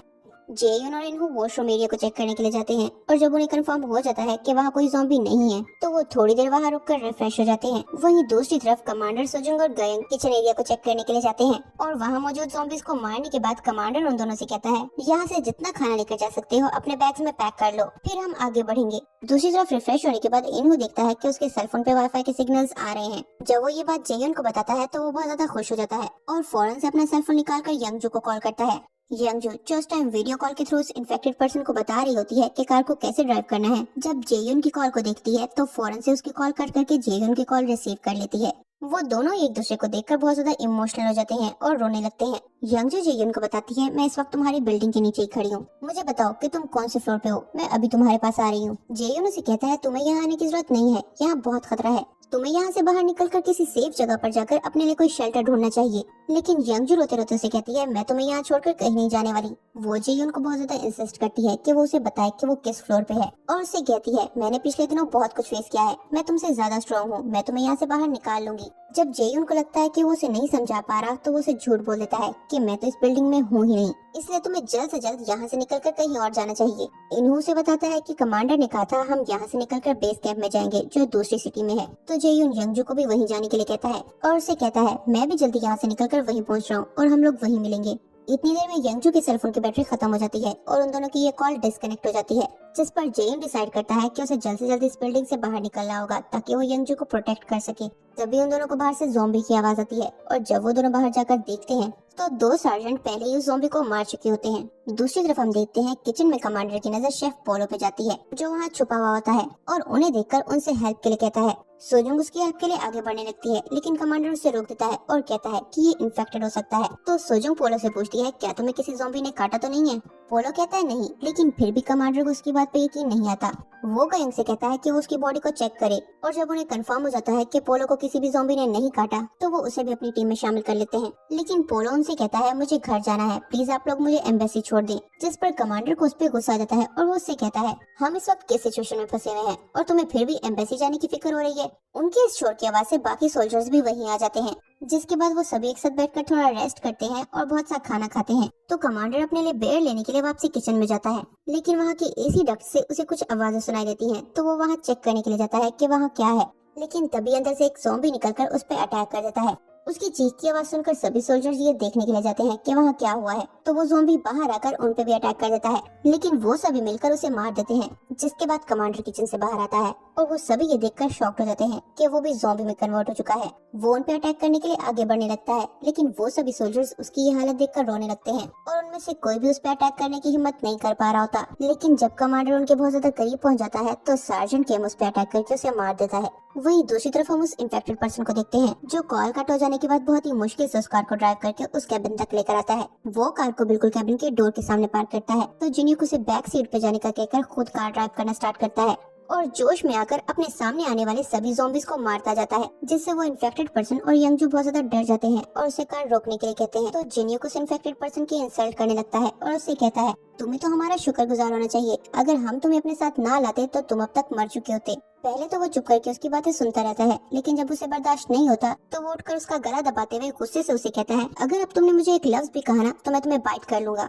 जिन्यूक ये सुनकर उसे अपोलोजाइज करता है और उसे कहता है, आइंदा ऐसी गलती बिल्कुल भी नहीं होगी। जिसके बाद वो सभी आगे बढ़ने लगते हैं। तो जिन्यूक उन दोनों से कहता है, इसके बाद हम लोग सोल के एक हॉस्पिटल में जाएंगे, वहाँ मेरी मॉम एडमिट है, पहले हम उन्हें वहाँ से लेंगे और फिर बेस कैंप जाएंगे। लेकिन यंगजू से कहती है, मुझे तो जेयू ने पहले बेस कैंप ही जाने के लिए कहा है। तो जिन्यूक गुस्से से उसे कहता है, बेस कैंप बहुत दूर है, एक बार हम हॉस्पिटल पहुंच जाए फिर हम वहाँ से इसका ट्रीटमेंट करवा सकते हैं, इसलिए हम पहले वहीं जाएंगे। जब उस इन्फेक्टेड पर्सन को रियलाइज होता है कि जिन्यूक को भी उसकी फिक्र है तो उसकी आंखों में आंसू आ जाते हैं, लेकिन तभी उसकी तबीयत खराब होने लगती है, तो वो जिन्यूक से कार रोकने के लिए कहता है। जिन्यूक उसे कहता है, यहाँ बहुत खतरा है, हम यहाँ कार नहीं रोक सकते। तो वो गुस्से से उसे कहता है अगर तुमने कार ना रोकी तो मैं अभी तुम्हें बाइट कर लूंगा, जिस पर जिन्यू को उसकी बात मानकर कार रोकनी पड़ती है। कार से बाहर आने के बाद वो पर्सन उनसे कहता है मुझे लगता है कि मुझे अब घर वापस जाना चाहिए। यंगजू ये सुनकर उससे इंसिस्ट करती है कि वो उनके साथ हॉस्पिटल चले, लेकिन वो उनसे कहता है मैं बिल्कुल ठीक हूँ, वैसे भी मुझे आइडिया हो गया है कि एक ना एक दिन ये ज़ॉम्बी वायरस तो खुद ब खुद खत्म हो ही जाएगा, इसलिए मैं घर जाना चाहता हूँ ताकि मैं घर जाकर अपने स्कूल का काम खत्म कर सकूँ। तुम लोग मेरी फिक्र मत करो, मैं बिल्कुल ठीक हूँ। तभी वो तीनों देखते हैं कि कुछ ज़ॉम्बीज़ उन पे अटैक करने के लिए उनकी तरफ बढ़ने लगते हैं। तो वो पर्सन उन दोनों से कहता है तुम लोग यहाँ से जाओ, मैं सब संभाल लूंगा। वैसे भी तुम तो जानते ही हो ना कि ये ज़ॉम्बीज़ मुझ पे अटैक नहीं करते, इसलिए मेरी फिक्र करना छोड़ो और यहाँ से जाओ। एक्चुअली वो पर्सन जान चुका था कि वो जल्दी ज़ॉम्बी में कन्वर्ट होने वाला है, इसलिए वो पहले ही खुद को उनसे अलग कर रहा था ताकि वो उन पे अटैक न करे। वो उनको वहाँ से जाने का कह रहा होता है, लेकिन यंगजू को उसकी बहुत ज्यादा फिक्र हो रही होती है, इसलिए वो जाने के लिए एग्री नहीं हो रही होती। जिस पर वो पर्सन गुस्से से जिन्यूक से कहता है कि वो कार ड्राइव करके यहाँ से जाए, और यंगजू को ये यकीन दिलाता है कि वो बिल्कुल ठीक है। उन दोनों के वहाँ से जाने के बाद ज़ॉम्बीज़ उन पे अटैक करने के लिए उनके पीछे भागते हैं, लेकिन वो पर्सन उन्हें उनके पीछे जाने से रोक देता है। तो यंगजू जिसे उसकी बहुत ज्यादा फिक्र हो रही होती है, वो ये देखकर जिन्यूक से कहती है क्या तुमने उसे ये पूछा था कि उसका नाम क्या है? वो ये सोचकर रोने लगती है। तो जिन्यूक उसे कहता है वो ऑलरेडी ही ज़ॉम्बी में कन्वर्ट होने वाला था, अगर वो हमारे साथ आता तो हम भी सुबह तक मर चुके होते। वो उसे तो ये कह देता है, लेकिन वो खुद भी ये सोचकर अपसेट हो जाता है क्योंकि इतने टाइम में उसे भी उससे अटैचमेंट हो गई थी। दूसरी तरफ वो पर्सन जो ज़ॉम्बी में कन्वर्ट हो रहा होता है रोते रोते उन दोनों को वहाँ से जाते हुए देख रहा होता है, और जो ज़ॉम्बीज़ उन पे अटैक करने के लिए उनके पीछे जाने लगते हैं, वो गुस्से से उन्हें उनके पीछे जाने से रोक देता है। लेकिन थोड़ी देर में उसका ये वायरस पूरी तरह से उस पे हावी हो जाता है और वो ज़ॉम्बी में कन्वर्ट हो जाता है।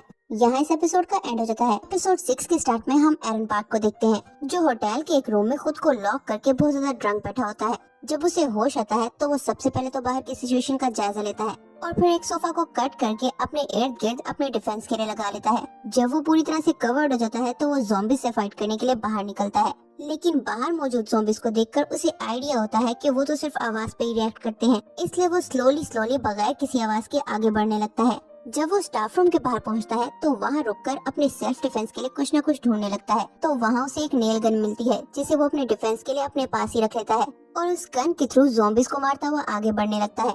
दूसरी तरफ कमांडर की डेथ से सभी सोल्जर्स बहुत ज्यादा अपसेट होते हैं। तो जेयून आगे बढ़कर अपने सीनियर सोल्जर सार्जेंट किम से कहता है कि अब इस टीम को लीड करने की जिम्मेदारी उसकी है। सार्जेंट किम जो इस वक्त वैसे ही गहरे सदमे में होता है जब वो देखता है कि वहाँ मौजूद सभी सोल्जर्स में से हायर रैंक वो ही है, तो वो इस रिस्पॉन्सिबिलिटी को एक्सेप्ट कर लेता है और सोजुंग से कहता है इस होटल से बाहर निकलने का सबसे आसान रास्ता कौन सा है? तो सोजुंग उसे कहती है वीआईपी लाउंज में एक एलिवेटर है जिसके थ्रू हम जल्द से जल्द यहाँ से निकल सकेंगे। किम ये सुनकर अपनी टीम को रेडी करता है और उस एलिवेटर तक पहुंचने के ऑर्डर्स देता है, लेकिन बोलो जो ये सब देखकर बहुत ज्यादा डरा हुआ होता है गयंग से कहता है पता नहीं मैं जिंदा बच पाऊंगा भी या नहीं। तो गयंग उसे उसके सेल्फ डिफेंस के लिए एक राइफल दे देता है और उससे कहता है कि अब से तुम्हें अपनी लाइफ के लिए खुद ही फाइट करना है। दूसरी तरफ हम देखते हैं जिन्यूक और यंगजू को एक न्यूज के थ्रू पता चलता है कि 3 डिफरेंट ट्रेन्स उसी सिटी की तरफ जा रही हैं जहां बेस कैंप है। उस सिटी को मिलिट्री ने हर तरह के ज़ॉम्बी से क्लियर कर दिया है, इसलिए बचे हुए सभी सिटीजन से कहा जाता है कि वो उन ट्रेन्स के थ्रू उस सिटी तक पहुंचे। तो जिन्यूक और यंगजू भी ये न्यूज सुनकर अपने नियरेस्ट स्टेशन तक पहुंचने की कोशिश करते हैं,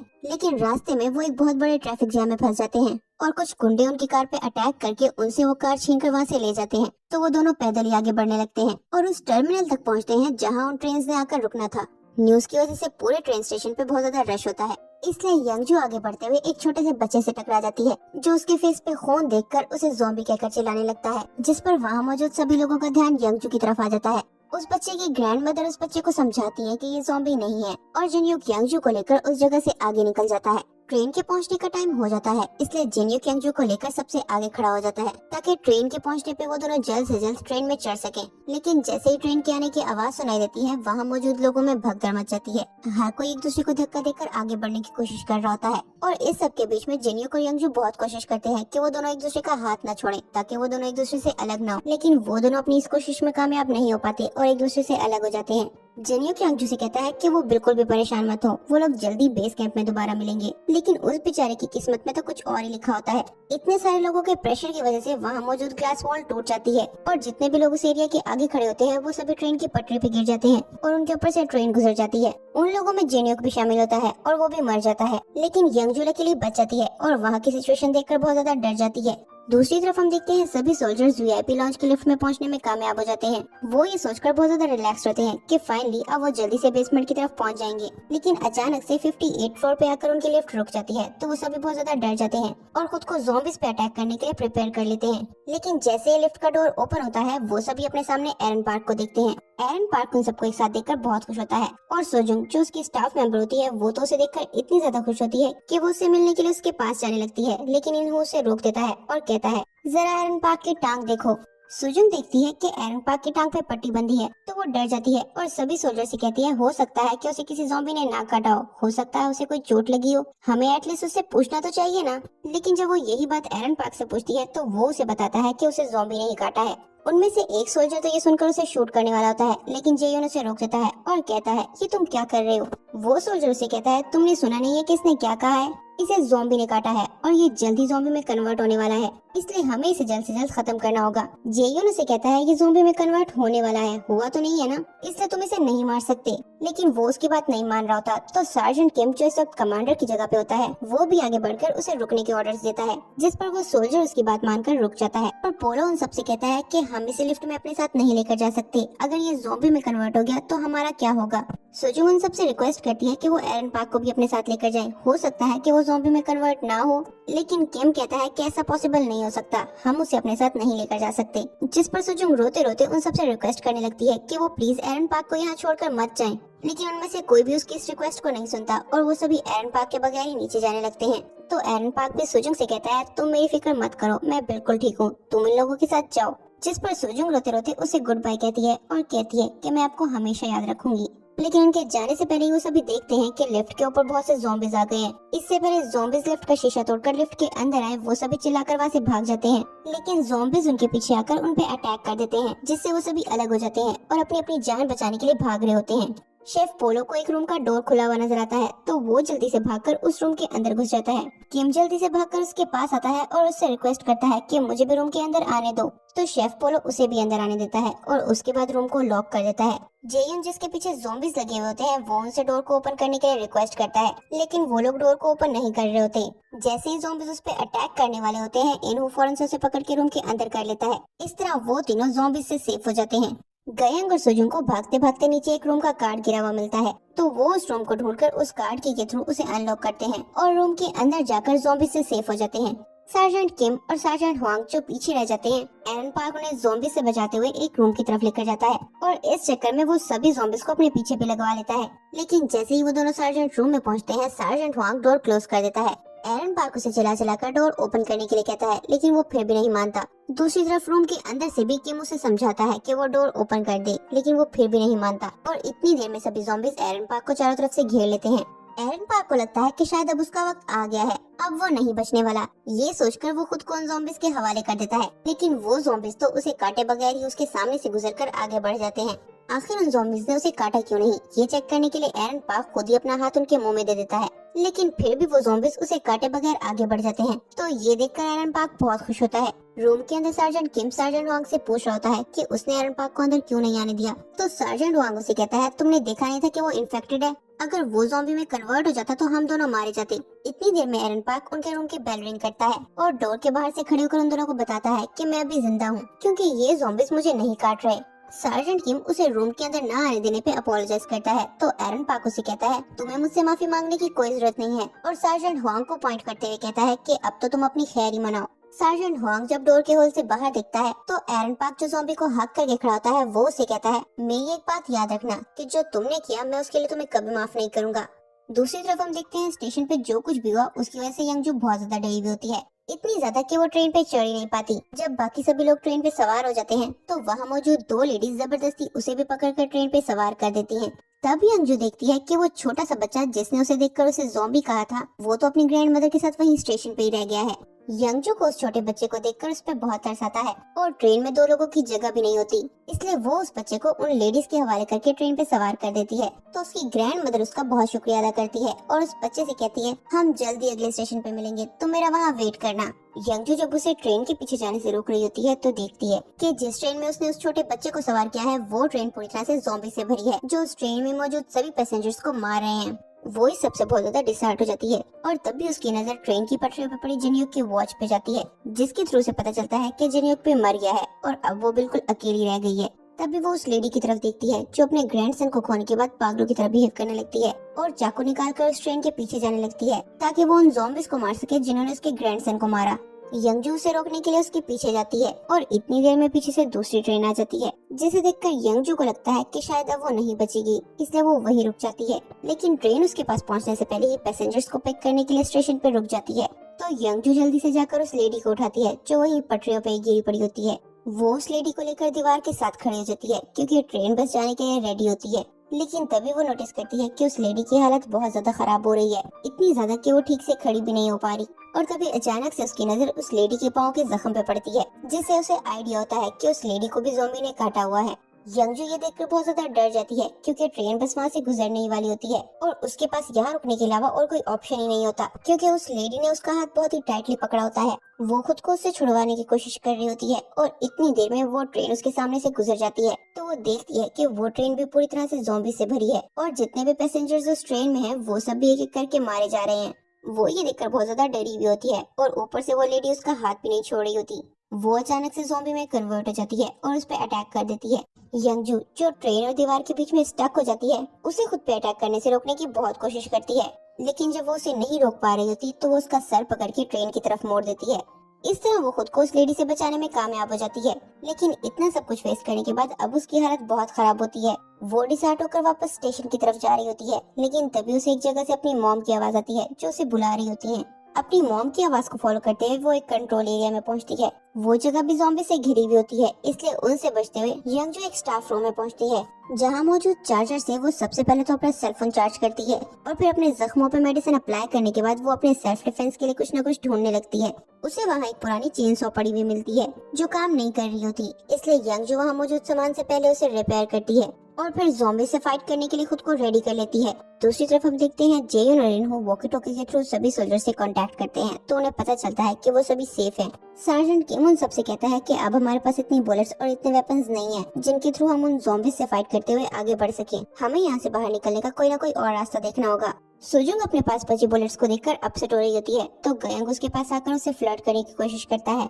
गयांग उससे कहता है अगर हम यहाँ से जिंदा बाहर निकलने में कामयाब हो गए तो क्या तुम मेरे साथ डेट पे चलोगी? सुजुंग बहुत ही रूडली उससे पूछती है क्या तुम्हें लगता है कि इस सिचुएशन में तुम्हें मुझसे ये सब पूछना चाहिए? गयांग उससे कहता है मैं जानता हूँ कि ये वक्त इन बातों का नहीं है, लेकिन फिलहाल क्योंकि मेरी लाइफ में कोई एम नहीं है इसलिए मुझे मेरे जिंदा बचने के चांसेस नजर नहीं आते। अगर तुम मेरी इस प्रपोजल को एक्सेप्ट कर लेती हो तो मुझे यहाँ से जिंदा बाहर निकलने की एक उम्मीद मिल जाएगी। सुजुंग ये सुनकर उसके इस प्रपोजल को एक्सेप्ट कर लेती है और उससे कहती है ठीक है, अगर हम यहाँ से जिंदा बाहर निकलने में कामयाब हो गए तो मैं तुम्हारे साथ डेट पे चलूंगी। दूसरी तरफ हम देखते हैं इनहू का ध्यान अपने रूम में मौजूद एसी डक्ट की तरफ जाता है, तो वो जेयुन से कहता है मुझे लगता है हम इस एसी डक्ट के थ्रू यहाँ से बाहर निकल सकते हैं, लेकिन जेयुन इसकी बात पे ध्यान नहीं देता और तभी एरन पार्क ज़ॉम्बीज के बीच में से गुजरता हुआ उनके रूम के बाहर आ जाता है। जब वो उन्हें बताता है कि ज़ॉम्बीज उससे बाइट नहीं कर रहे तो वो सभी बहुत ज्यादा शॉक्ड होते हैं और उससे पूछते हैं कि ऐसा कैसे हो सकता है। एरन पार्क कहता है मैं ये नहीं जानता कि ऐसा कैसे पॉसिबल हुआ है, बस मुझे इतना पता है कि ये ज़ॉम्बीज मुझे बाइट नहीं कर रहे। वो उनसे कहता है यहाँ मौजूद सभी रूम्स में एसी डक्ट हैं, अगर हम उन एसी डक्ट्स के थ्रू यहाँ से आगे बढ़े तो हम यहाँ से बाहर निकल सकते हैं। जेयुन को उसका ये आइडिया बहुत पसंद आता है, तो इनहू से कहता है मैं भी तो तुम्हें यही कह रहा था।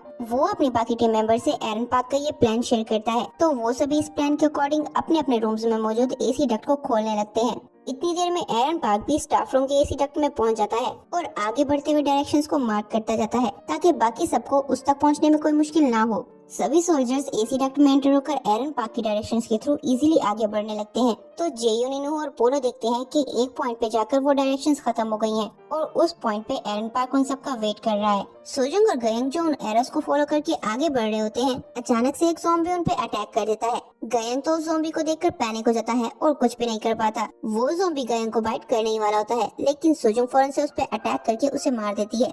तभी उन दोनों की नजर कुछ और ज़ॉम्बीज पे पड़ती है जो उन्हीं की तरफ आ रहे होते हैं, तो वो दोनों उन ज़ॉम्बीज से अपनी जान बचाने के लिए वहाँ से भागने लगते हैं, लेकिन थोड़ी देर में वो ज़ॉम्बीज उनके करीब पहुँच जाते हैं और उन पे अटैक कर देते हैं।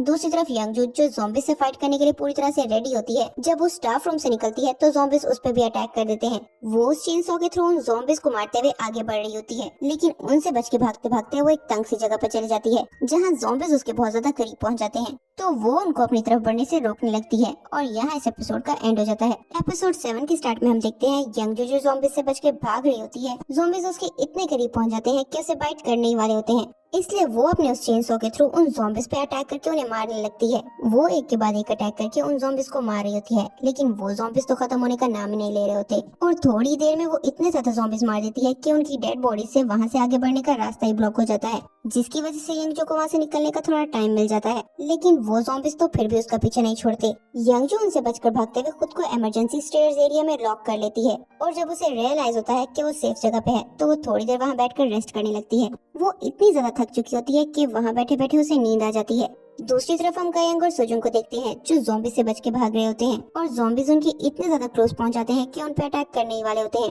लेकिन तभी वो दोनों नोटिस करते हैं कि वो ज़ॉम्बीज एक दूसरे के ऊपर चढ़कर खुद एक दूसरे का रास्ता ब्लॉक कर रहे हैं। वो दोनों इस मौके का फायदा उठाकर वहाँ से भागने लगते हैं, लेकिन आगे जाकर उनका सामना सार्जेंट हुआंग और सार्जेंट किम से होता है जो उसी तरफ आ रहे होते हैं। जब वो दोनों उन्हें बताते हैं कि उनके पीछे ज़ॉम्बीज लगे हैं तो वो दोनों भी वापस मुड़कर वहाँ से भागने लगते हैं। लेकिन आगे जाकर वो दोनों देखते हैं कि आगे तो रास्ता ब्लॉक है, मतलब वो चारों अभी यहाँ फंस गए हैं और किसी भी वक्त ज़ॉम्बीज उन तक पहुँचने वाले हैं। सार्जेंट हुआंग इस सिचुएशन में आगे बढ़कर अपने पीछे आ रहे गायंग और सुजुन से नीचे झुकने के लिए कहता है और एक के बाद एक उन सभी ज़ॉम्बीज को शूट करके मार देता है। गन शॉट की आवाज सुनकर एरन पार्क, इनहू, जेयुन और पोलो डर जाते हैं क्योंकि उन्हें भी आइडिया हो जाता है कि ज़ॉम्बीज ने उनकी बाकी टीम पे अटैक कर दिया है। जेयुन वॉकी टॉकी के थ्रू सार्जेंट किम से कांटेक्ट करने की कोशिश करता है और जब उसका कोई कांटेक्ट नहीं हो पाता तो वो बाकी सबसे कहता है कि मैं उन लोगों की हेल्प करने के लिए जा रहा हूँ। लेकिन एरन पार्क उसे ऐसा करने से रोक देता है और कहता है तुम्हारे वहाँ जाने का कोई फायदा नहीं है। जेयुन उसकी बात नहीं मान रहा होता तो इनहू भी उसे कहता है बात को समझो, अगर वो लोग मुश्किल में है तो तुम भी वहाँ जाकर फंस जाओगे,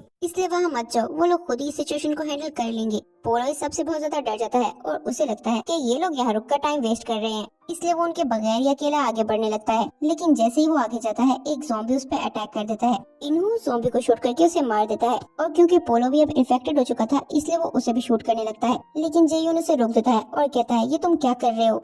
इनहू से कहता है क्या तुमने देखा नहीं कि उस ज़ॉम्बी ने इसे काट लिया है, मतलब ये भी ज़ॉम्बी में कन्वर्ट होने वाला है। लेकिन जेयुन उसे कहता है हो सकता है जैसे एरन पार्क ज़ॉम्बी में कन्वर्ट नहीं हुआ वैसे ये भी ना हो, हमें थोड़ी देर रुककर चेक कर लेना चाहिए। तो इनहू से कहता है हमारे पास इस सब के लिए वक्त नहीं है और इस बात को लेकर उन दोनों के बीच में बहस स्टार्ट हो जाती है। एरन पार्क उनसे कहता है मेरे पास एक आइडिया है। वो उसे उस डक्ट की एज पे लेकर जाता है और उसको जबरदस्ती अल्कोहल पिलाने लगता है क्योंकि जब उसे ज़ॉम्बी ने बाइट किया था तो वो भी ड्रंक था। लेकिन उसका ये एक्सपेरिमेंट पोलो पे काम नहीं करता और वो ज़ॉम्बी में कन्वर्ट हो जाता है। जैसे ही वो उन पे अटैक करने के लिए बढ़ता है एरन पार्क उसे डक्ट से नीचे धक्का दे देता है और पोलो मर जाता है।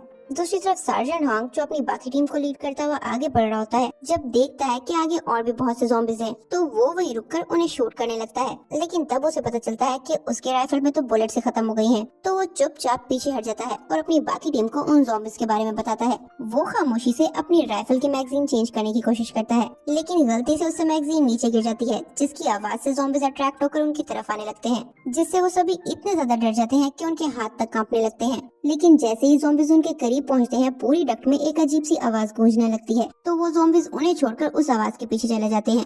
एरन पार्क डक्ट के एज पे खड़े होकर वॉकी टॉकी के थ्रू वो आवाज निकालकर ज़ॉम्बीज को उस तरफ अट्रैक्ट कर रहा होता है, जबकि जेयुन और इनहू अपने सेल्फ डिफेंस के लिए साइड स्टेयर्स पे खड़े होते हैं। सभी ज़ॉम्बीज जो उस आवाज के पीछे वहाँ आते हैं डक्ट की एज से नीचे गिर के मर जाते हैं, जिसके बाद उनके बाकी टीम मेंबर्स भी उन तक पहुँच जाते हैं। पोलो की डेथ के बारे में सुनकर वो सभी बहुत ज्यादा अपसेट होते हैं, लेकिन फिर वहाँ से निकलने के लिए आगे बढ़ने लगते हैं। अब क्योंकि बेसमेंट में तो सभी ज़ॉम्बीज थे जिनमें से अभी कुछ जिंदा भी थे, इसलिए वो लोग बेसमेंट में नहीं जा सकते थे। वो सभी स्टेयर्स के थ्रू नीचे आते हैं और ग्राउंड फ्लोर से कुछ फ्लोर्स पहले ही उस डक्ट एरिया से बाहर निकल आते हैं। डक्ट से बाहर आने के बाद एरन पार्क देखता है कि सुजुन के बाजू पे चोट लगी है जो बुलेट के उसके पास से गुजरने की वजह से लगी थी, इसलिए वो उसे बैंडेज के लिए अपने साथ लेकर जाता है। लेकिन गयंग को ये देखकर बहुत गुस्सा आता है और वो जाकर हुआंग को मारने लगता है। वो उसे कहता है तुम्हारा दिमाग तो ठीक है, वो मर भी सकती थी। तो किम बीच में आकर उसे ऐसा करने से रोकता है और कहता है अगर हुआंग उन ज़ॉम्बीज को शूट ना करता तो हम सब मारे जाते। गयंग कहता है चाहे जो भी हो उसे एटलीस्ट कम से कम ख्याल तो करना चाहिए था ना, अगर सुजुन की जान चली जाती तो फिर क्या होता। उसकी इस बात पर हुआंग और उसके बीच में बहस स्टार्ट हो जाती है क्योंकि हुआंग भी गयंग से मिसबिहेव करने लगता है और जब किम उसे रुकने के लिए कहता है तो वो उससे भी मिसबिहेव करता है। वो उनसे कहता है यहाँ पूरी दुनिया खत्म हो रही है और तुम लोगों को अभी भी अपने टीम लीडर्स वाले रोल प्ले करने से फुर्सत ही नहीं मिल रही। गयांग उसकी इस हरकत पे उसके फेस पे पंच करता है तो हुआंग उस पे गन पॉइंट कर लेता है। वो किसी की भी बात सुनने के लिए तैयार नहीं होता तो सुजुंग ये देखकर उस पे गन पॉइंट कर लेती है और उससे पीछे हटने के लिए कहती है। वो उससे कहती है अगर तुम अभी इसी वक्त पीछे ना हटे तो मैं तुम्हें शूट करने से पहले 1 सेकंड भी नहीं सोचूंगी। हुआंग जो जानता था कि उसका निशाना कितना ज्यादा अच्छा है, वो ये देखकर डर जाता है और पीछे हट जाता है। जिसके बाद एरन पार्क उन सबसे कहता है कि हमारे पास यहाँ रुकने का वक्त नहीं है, हमें जल्द से जल्द यहाँ से बाहर निकलना होगा। वो उनसे कहता है ये इस बिल्डिंग की कंस्ट्रक्शन साइट है, इसलिए यहाँ वर्कर्स के लिए एक एलिवेटर लगाया गया था, हमें जल्द से जल्द उस एलिवेटर को ढूंढना होगा ताकि हम उसके थ्रू यहाँ से बाहर निकल सकें। लेकिन जब वो उस एलिवेटर के पास पहुँचते हैं तो देखते हैं कि वो तो पहले से ही ब्लॉक है। किम ये देखकर उन सबसे कहता है मुझे तो यहाँ से बाहर निकलने का और कोई रास्ता ही नजर नहीं आ रहा। तो इन्हू जो विंडो के पास खड़ा होता है वो उन सबसे कहता है मेरे पास एक रास्ता है। जब वो सभी विंडो के पास आकर देखते हैं तो उन्हें वहाँ से कुछ फ्लोर नीचे एक टो लिफ्ट नजर आती है। इन्हू कहता है अगर हम में से कोई यहाँ से नीचे जाकर उस लिफ्ट को ऊपर ले आए तो हम यहाँ से बहुत ही आसानी से निकल सकते हैं। तो जेयून उसे कहता है लेकिन हम में से वो एक होगा कौन। ये सुनकर वो सबके सब पीछे हट जाते हैं तो एरन पार्क आगे आता है, जिस पर जेयून उसे कहता है मैं जानता था वो तुम ही हो जो ये काम कर सकता है। लेकिन एरन पार्क उसे कहता है वो सब तो ठीक है लेकिन मैंने बहुत ज्यादा ड्रिंक की हुई है, इसलिए मुझे नहीं लगता कि ये काम मैं कर सकता हूँ। तो अब सिर्फ जेयून ही पीछे रह जाता है, इसलिए वो सब इस काम के लिए उसकी तरफ देखने लगते हैं। दूसरी तरफ हम यंगजू को देखते हैं जो स्टेयर्स पे बैठी बैठी सो रही होती है और जैसे ही उसकी आंख खुलती है वो अपने सामने जेयून को देखती है। वो खुशी खुशी उसके पास उससे मिलने के लिए जाती है, लेकिन वहाँ जाकर वो देखती है कि वो भी ज़ॉम्बी में कन्वर्ट हो गया है और उस पे अटैक करने वाला है। तभी अचानक से उसकी आंख खुल जाती है और उसे रियलाइज होता है कि ये तो सिर्फ उसका एक बैड ड्रीम था। वो खुद को होश में लाते हुए आगे बढ़ने लगती है और स्टेयर्स एरिया से निकलकर वापस स्टेशन पे पहुंच जाती है जो पूरी तरह से ज़ॉम्बी से घिरा होता है। इसलिए यंगजू स्लोली बगैर किसी आवाज के आगे बढ़ने लगती है। तभी अचानक से उसे एक जगह से सॉन्ग की आवाज सुनाई देती है। पहले तो यंगजू को लगता है कि शायद ये उसका वहम है, लेकिन जब वो उस जगह जाकर चेक करती है तो वहाँ उसे उसी की तरह के बहुत से सर्वाइवर्स नजर आते हैं जो ज़ॉम्बी से बचकर वहाँ छुपे होते हैं। वो सभी अपने लव्ड वंस को मिस करके सिंगिंग कर रहे होते हैं। तो यंगजू को भी ये देखकर जेयून की याद आ जाती है। वो थोड़ी देर उस जगह रुकती है और फिर वहाँ पड़े सामान में से अपनी जरूरत की कुछ चीजें लेकर आगे बढ़ने लगती है, क्योंकि जेयून ने उसे बेस कैंप पहुँचने के लिए कहा था, इसलिए वो जल्द से जल्द वहाँ पहुँचकर जेयून से मिलना चाहती थी। दूसरी तरफ हम जेयून को देखते हैं जो लिफ्ट में लगी केबल के थ्रू लिफ्ट तक पहुंचने की कोशिश करता है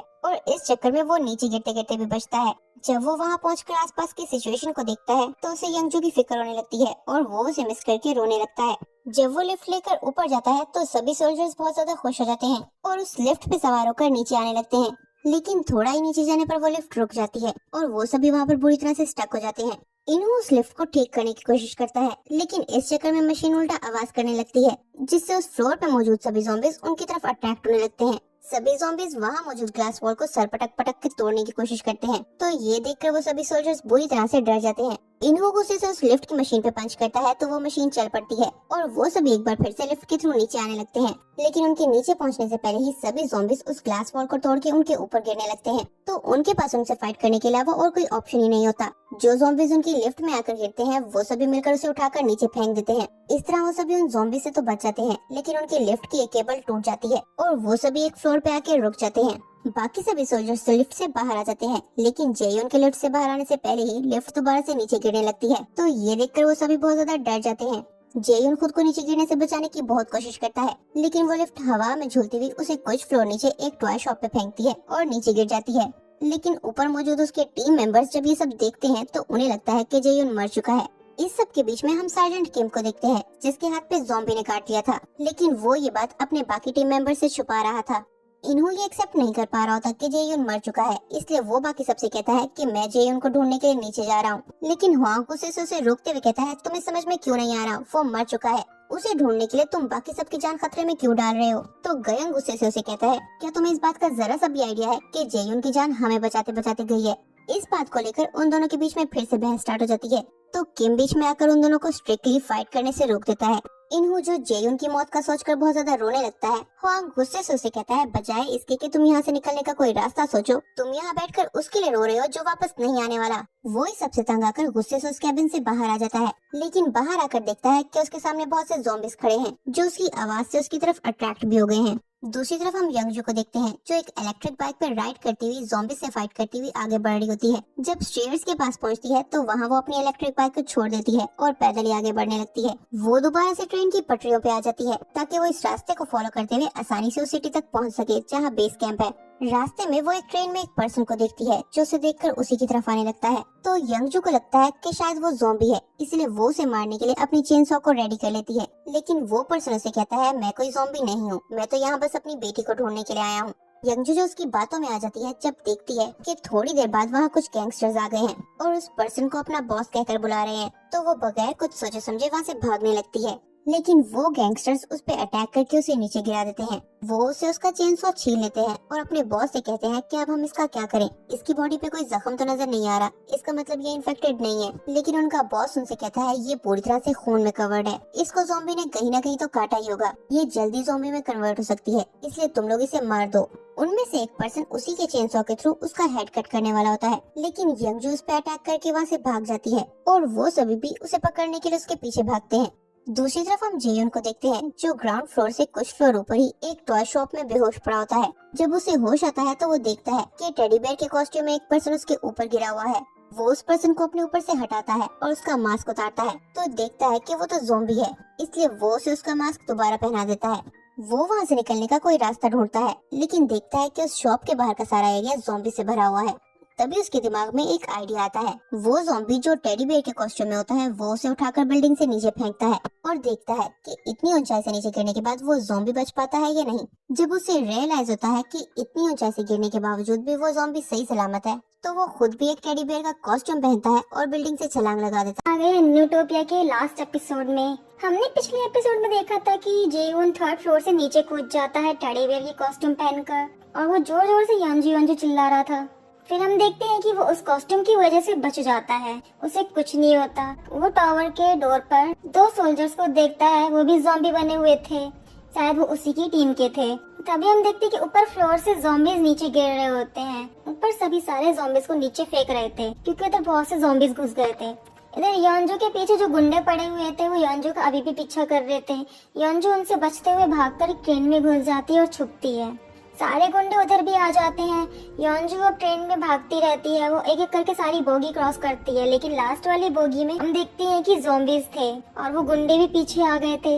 यहाँ सब मिलकर ज़ॉम्बीज को उठा उठा के नीचे फेंक रहे होते हैं। तभी इन्हू और पाक को जेउन दिख जाता है। वो दोनों खुश हो जाते हैं कि वो जिंदा है, उसे कुछ नहीं हुआ। वो सबको बता देते हैं कि जेउन जिंदा है। जेउन को वहाँ पे कुछ ऐसा नजर आता है जिससे वो प्लान बनाता है उन्हें नीचे लाने का। जेउन सबको बताता है जिप लाइन बनाने के लिए कि अगर वो जिप लाइन बना लेंगे तो वो इजिली नीचे आ जाएंगे। अब वो उन्हें तार को बांधने को बोलता है और इधर नीचे जेउन उस तार को ट्रक से बांध देता है और साथ में गद्दे बिछा देता है जिससे किसी को चोट ना लगे। एक एक करके सब नीचे आने लगते हैं। इन्हें बहुत ही ज्यादा डरता है नीचे आने से, लेकिन जैसे तैसे वो नीचे आ ही जाता है। और इधर हम देखते हैं कि वो सारे गुंडे लास्ट ज़ॉम्बी वाली बोगी का डोर ओपन करते हैं तो देखते हैं वहाँ सारे ज़ॉम्बीज थे, लेकिन यंजू नहीं थी। वो ज़ॉम्बी उन पर हमला कर देते हैं। तभी हम देखते हैं कि यंजू ऊपर सामान रखने वाली जगह पर छुपी थी। वो ट्रेन से नीचे आकर ट्रैक पे चली जाती है। वहाँ उस लड़की मिलती है जो कि स्टेशन की स्टाफ थी। वो यंजू को बचाकर के साथ लेकर चली जाती है। यहाँ बाकी भी अब नीचे आ जाते हैं, लेकिन सार्जेंट किम नहीं आते। सब उनको नीचे बुला रहे होते हैं, लेकिन वो फिर भी नीचे नहीं आते। और अब सार्जेंट किम सबको बता देते हैं कि उन्हें ज़ॉम्बी ने काट लिया है और अब बहुत देर हो चुकी है। सभी उनको नीचे आने के लिए बोलते हैं कि जैसे पार्क में दारू पी कर अपने आप को बचा रखा है वैसे वो भी बच जाएंगे, उन्हें भी कुछ नहीं होगा। लेकिन वो फिर भी नहीं आते। सब उनको मनाते हैं पर कोई फायदा नहीं होता। इधर वो लड़की यंजू को सेफ प्लेस पर लेकर जाती है। हम देखते हैं कि उधर कुछ लाशें पड़ी थी। यंजू उनसे पूछती है उस लाशों के बारे में। वो कहती है कि ये सब इंसान थे। फिर वो लड़की बताती है उन लाशों का कि ये सब उन गुंडों ने किया है और ऐसा नहीं होना चाहिए था। यहाँ हमें उस लड़की को देख कुछ तो लगता है, जिस तरह से वो लाशों को देखकर बोल रही थी। अब वो यंजू को अंदर सेफ जगह पर लेकर चली जाती है। इधर सब कुछ ना कुछ ढूंढ रहे होते हैं जाने के लिए। तभी इनको कार की कीज मिल जाती है और उन्हें कार भी, और अब वो सब उसमें बैठ कर जाते हैं। तभी जेउन एक सोल्जर का पूछता है कि वो क्यों नहीं आया। सुजांग बताती है कि वो बिना बताए वहाँ से चला गया था। फिर जेउन कहता है कि मुझे बता देना चाहिए था। इसके बाद अब सब चले जाते हैं उधर से सुसो स्टेशन की तरफ। तभी हम उस सोल्जर को देखते हैं, वो भी उसी टावर के पास ही था, वो कहीं गया ही नहीं था। उसी टाइम साजन की ज़ॉम्बी बनकर नीचे गिरते हैं और वो उसके पास आने लगते हैं। वो उन्हें गोली मारने जाता है। तभी वो उसका फर्स्ट डे सोचने लगता है जब वो पहली बार वहाँ आया था। साजन किम हमेशा उसके साथ ही रहते थे। साजन किम उसे अपना बेटा मानते थे। सोल्जर नाम था क्यूमसिक। वो दोनों बहुत ही करीब थे। साजन किम उसके डैड की तरह थे, लेकिन वो रोते हुए उन्हें गोली मार देता है क्योंकि उसके पास कोई और ऑप्शन था नहीं। वो ज़ॉम्बी बन चुके थे और अब वो उधर से चला जाता है। इधर योंजू को टेलीफोन मिलता है, उसमें बैटरी नहीं थी। योंजू बैटरी ढूंढकर उसमें बैटरी लगाती है और अपनी मम को कॉल करके सब बताती है। फिर थोड़ी देर में वो लड़की आती है और बोलती है योंजू से कि धीरे बात करो नहीं तो ज़ॉम्बी आ जाएंगे। तभी योंजू फोन रख देती है और बोलती है कि तुम भी अपने घर में फोन करके बात कर लो। तो वो लड़की कहती है कि वो बाद में कर लेगी और फिर दोनों अपने आप को इंट्रोड्यूस करते हैं। इधर सब कार से सुसो स्टेशन की तरफ जा रहे थे, रास्ता बंद था। तो पार्क कहते हैं कि उन्हें यहाँ से जाना चाहिए क्योंकि उनका नशा उतर चुका है और वो कभी भी ज़ॉम्बी बन जाएंगे। तभी जेवन कहता है कि ये चाइनीज रेस्टोरेंट है, यहाँ कुछ मिल सकता है। सब उतर जाते हैं और अंदर जाते हैं और अब पार्क भर भर के ड्रिंक करने लगते हैं। जेवन योंजू को कॉल करता है लेकिन वो कॉल उठाती नहीं है। इधर सुजोंग और सोल्जर को खाने को मिल जाता है, दोनों खाना खाते हैं। सोल्जर बोलता है कि ये हमारी डेट चल रही है। फिर सुजोंग सोल्जर को आईडी देती है अपनी। सोल्जर बहुत ही ज्यादा खुश हो जाता है। इनू और पार्क दोनों ड्रिंक करते हैं। जेउन योंजू की मम को कॉल लगाता है तो कॉल लग जाती है। वो उसे बताती है कि योंजू एक्सप्रेस बस टर्मिनल के स्टेशन पर फंसी हुई है। तभी इनू को एक बाहर बच्चा दिखता है, वो उसे कहता है बचाने के लिए। पार्क उसे रोक देते हैं क्योंकि वो ज़ॉम्बी था। इनो बहुत ही ज्यादा सैड हो जाता है। यहाँ वो लड़की योंजू से बोलती है कि सब ठीक हो गया है लगता और अब वो इधर से निकल सकते हैं। वो योंजू से कहती है कि वो जाकर शटर ओपन कर देगी। तो योंजू बोलती है कि वो भी साथ में चलेगी, लेकिन वो लड़की मना कर देती है और कहती है कि अगर शटर ऑन हुआ तो समझ जाना काम हो गया। और वो फिर उधर से चली जाती है। इधर जेउन सबको जाने की बोलता है कि उसका सफर यहीं तक था, अब सबको अपनी अपनी फैमिली के पास जाना चाहिए, उन्हें बचाना चाहिए। जेउन सभी से अलग हो जाता है और स्टेशन पहुंच जाता है। वहाँ का दरवाजा बंद था तो वो दरवाजे को तोड़ अंदर घुसता है तो अंदर ज़ॉम्बी थे, वो ज़ॉम्बी उसको मारता है। फिर देखते हैं कि दूसरे दरवाजे से ज़ॉम्बी अंदर आ रहे होते हैं तो वो फटाफट दरवाजा को बंद कर देता है और फिर जोर जोर से योंजू योंजू चिल्लाने लगता है। योंजू को जेउन की वॉइस सुनाई दे जाती है। इधर जेउन और तेज तेज बोलने लगता है तो योंजू को सच में पता चल जाता है कि हाँ जेउन उधर आ चुका है उसे बचाने के लिए। अब योंजू भी जेउन पुकारने लगती है और बताती है कि वो यहाँ पर है। जेउन उसकी तरफ भागने लगता है सभी ज़ॉम्बीज़ को मारते हुए। इधर योंजू भी आती है बाहर निकलकर। फिर जेउन पर 3 ज़ॉम्बी हमला कर देते हैं। योंजू जेउन चिल्लाकर आ ही रही होती है, तभी उसे जेउन दिखाई दे जाता है जो कि ज़ॉम्बी बन चुका है, उसको काटने के लिए आ रहा है। फिर पीछे से कोई गोली मारकर उस ज़ॉम्बी को मार देता है। दरअसल वो जेउन नहीं था जो ज़ॉम्बी था, जेउन तो उसके पीछे खड़ा था। अब जेउन योंजू दोनों भागकर एक दूसरे को गले लगा लेते हैं, दोनों मिल जाते हैं और फिर ज़ॉम्बीज़ से बचकर आगे बढ़ते हैं। तभी हम देखते हैं कि आगे और भी ज़ॉम्बीज़ थे। योंजू भी चाकू निकाल लेती है तो जेउन बोलता है ये क्या है। योंजू बोलती है कि ये हथियार है। जेउन ज़ॉम्बी को गोली मारने जा रहा था तभी वहाँ पे उन्हें कोई और मार देता है और वो कोई और नहीं उसी के पार्टनर्स थे, पार्क सुजोंग, इन्हो, सोल्जर। वो सब भी यहीं आ गए थे जेउन के पास उन्हें बचाने के लिए। जेउन बोलता है कि आप सब अपनी फैमिली के पास नहीं गए तो सुजोंग कहती है कि वो सब ठीक है तो हम यहाँ पे आए और सब बोलते हैं कि वो एक टीम है, सब एक साथ मिलकर काम करेंगे और आगे बढ़ेंगे और एक एक करके सभी की फैमिली के पास जाएंगे। आप बोलते हैं कि इससे बेटर आइडिया कोई नहीं है। योंजू पूछते हैं कि ये लोग कौन है। जेउन बोलता है कि ये सब हमारे दोस्त हैं। अब सब उसी जगह जाते हैं जहाँ योंजू को वो लड़की लेकर गई थी। इन्हों योंजू से पूछता है कि वो लाश कैसी है, कब से पड़ी है। तो योंजू बताती है कि वो जब यहाँ पे आई थी तब से पड़ी है। तभी योंजू उस लड़की के बारे में बोलती है कि उसे आने तो फिर हम साथ चलेंगे, वो भी स्टाफ है यहाँ की। ये सुन इन्हो जेउन को बाहर लेकर जाता है उन लाशों के पास और दिखाता है कि वो लड़की 10 घंटे पहले ही मर चुकी है। इसका मतलब ये था कि जो योंजू की हेल्प कर रही थी वो लड़की दरअसल एक आत्मा थी जो उसे बचाने आई थी। और अब योंजू बाहर आती है तो बोलती है कि क्या हुआ। तो इन्हो बोलता है कि कुछ नहीं, उसने उस लड़की को देखा है बाहर जाते हुए। और अब सब बाहर चले जाते हैं सुसो स्टेशन की तरफ। योंजू जेउन को कैसेट देती है जो उसने उस टाइम रेस्टोरेंट से उठाई थी जिनवुक और एलेक्स के साथ। तभी बीच रास्ते में हान रिवर पड़ती है तो सब वहाँ उतर जाते हैं वहाँ का व्यू देखने के लिए। वहाँ का व्यू बहुत ही सुंदर था बट सब तबाह हो चुका था, अब कुछ नहीं बचा था। उसी टाइम दूसरी साइड पे बम ब्लास्ट होने लगते हैं। ये देख सारे दोबारा से कार में बैठ जाते हैं, उधर से निकल जाते हैं। इस तरह वो अपना सफर तय करते हैं और इसी के साथ होती है इस ड्रामा की एंडिंग। तो आप सभी को कैसा लगा ये ड्रामा कमेंट करके जरूर बताएं। Thank you for watching.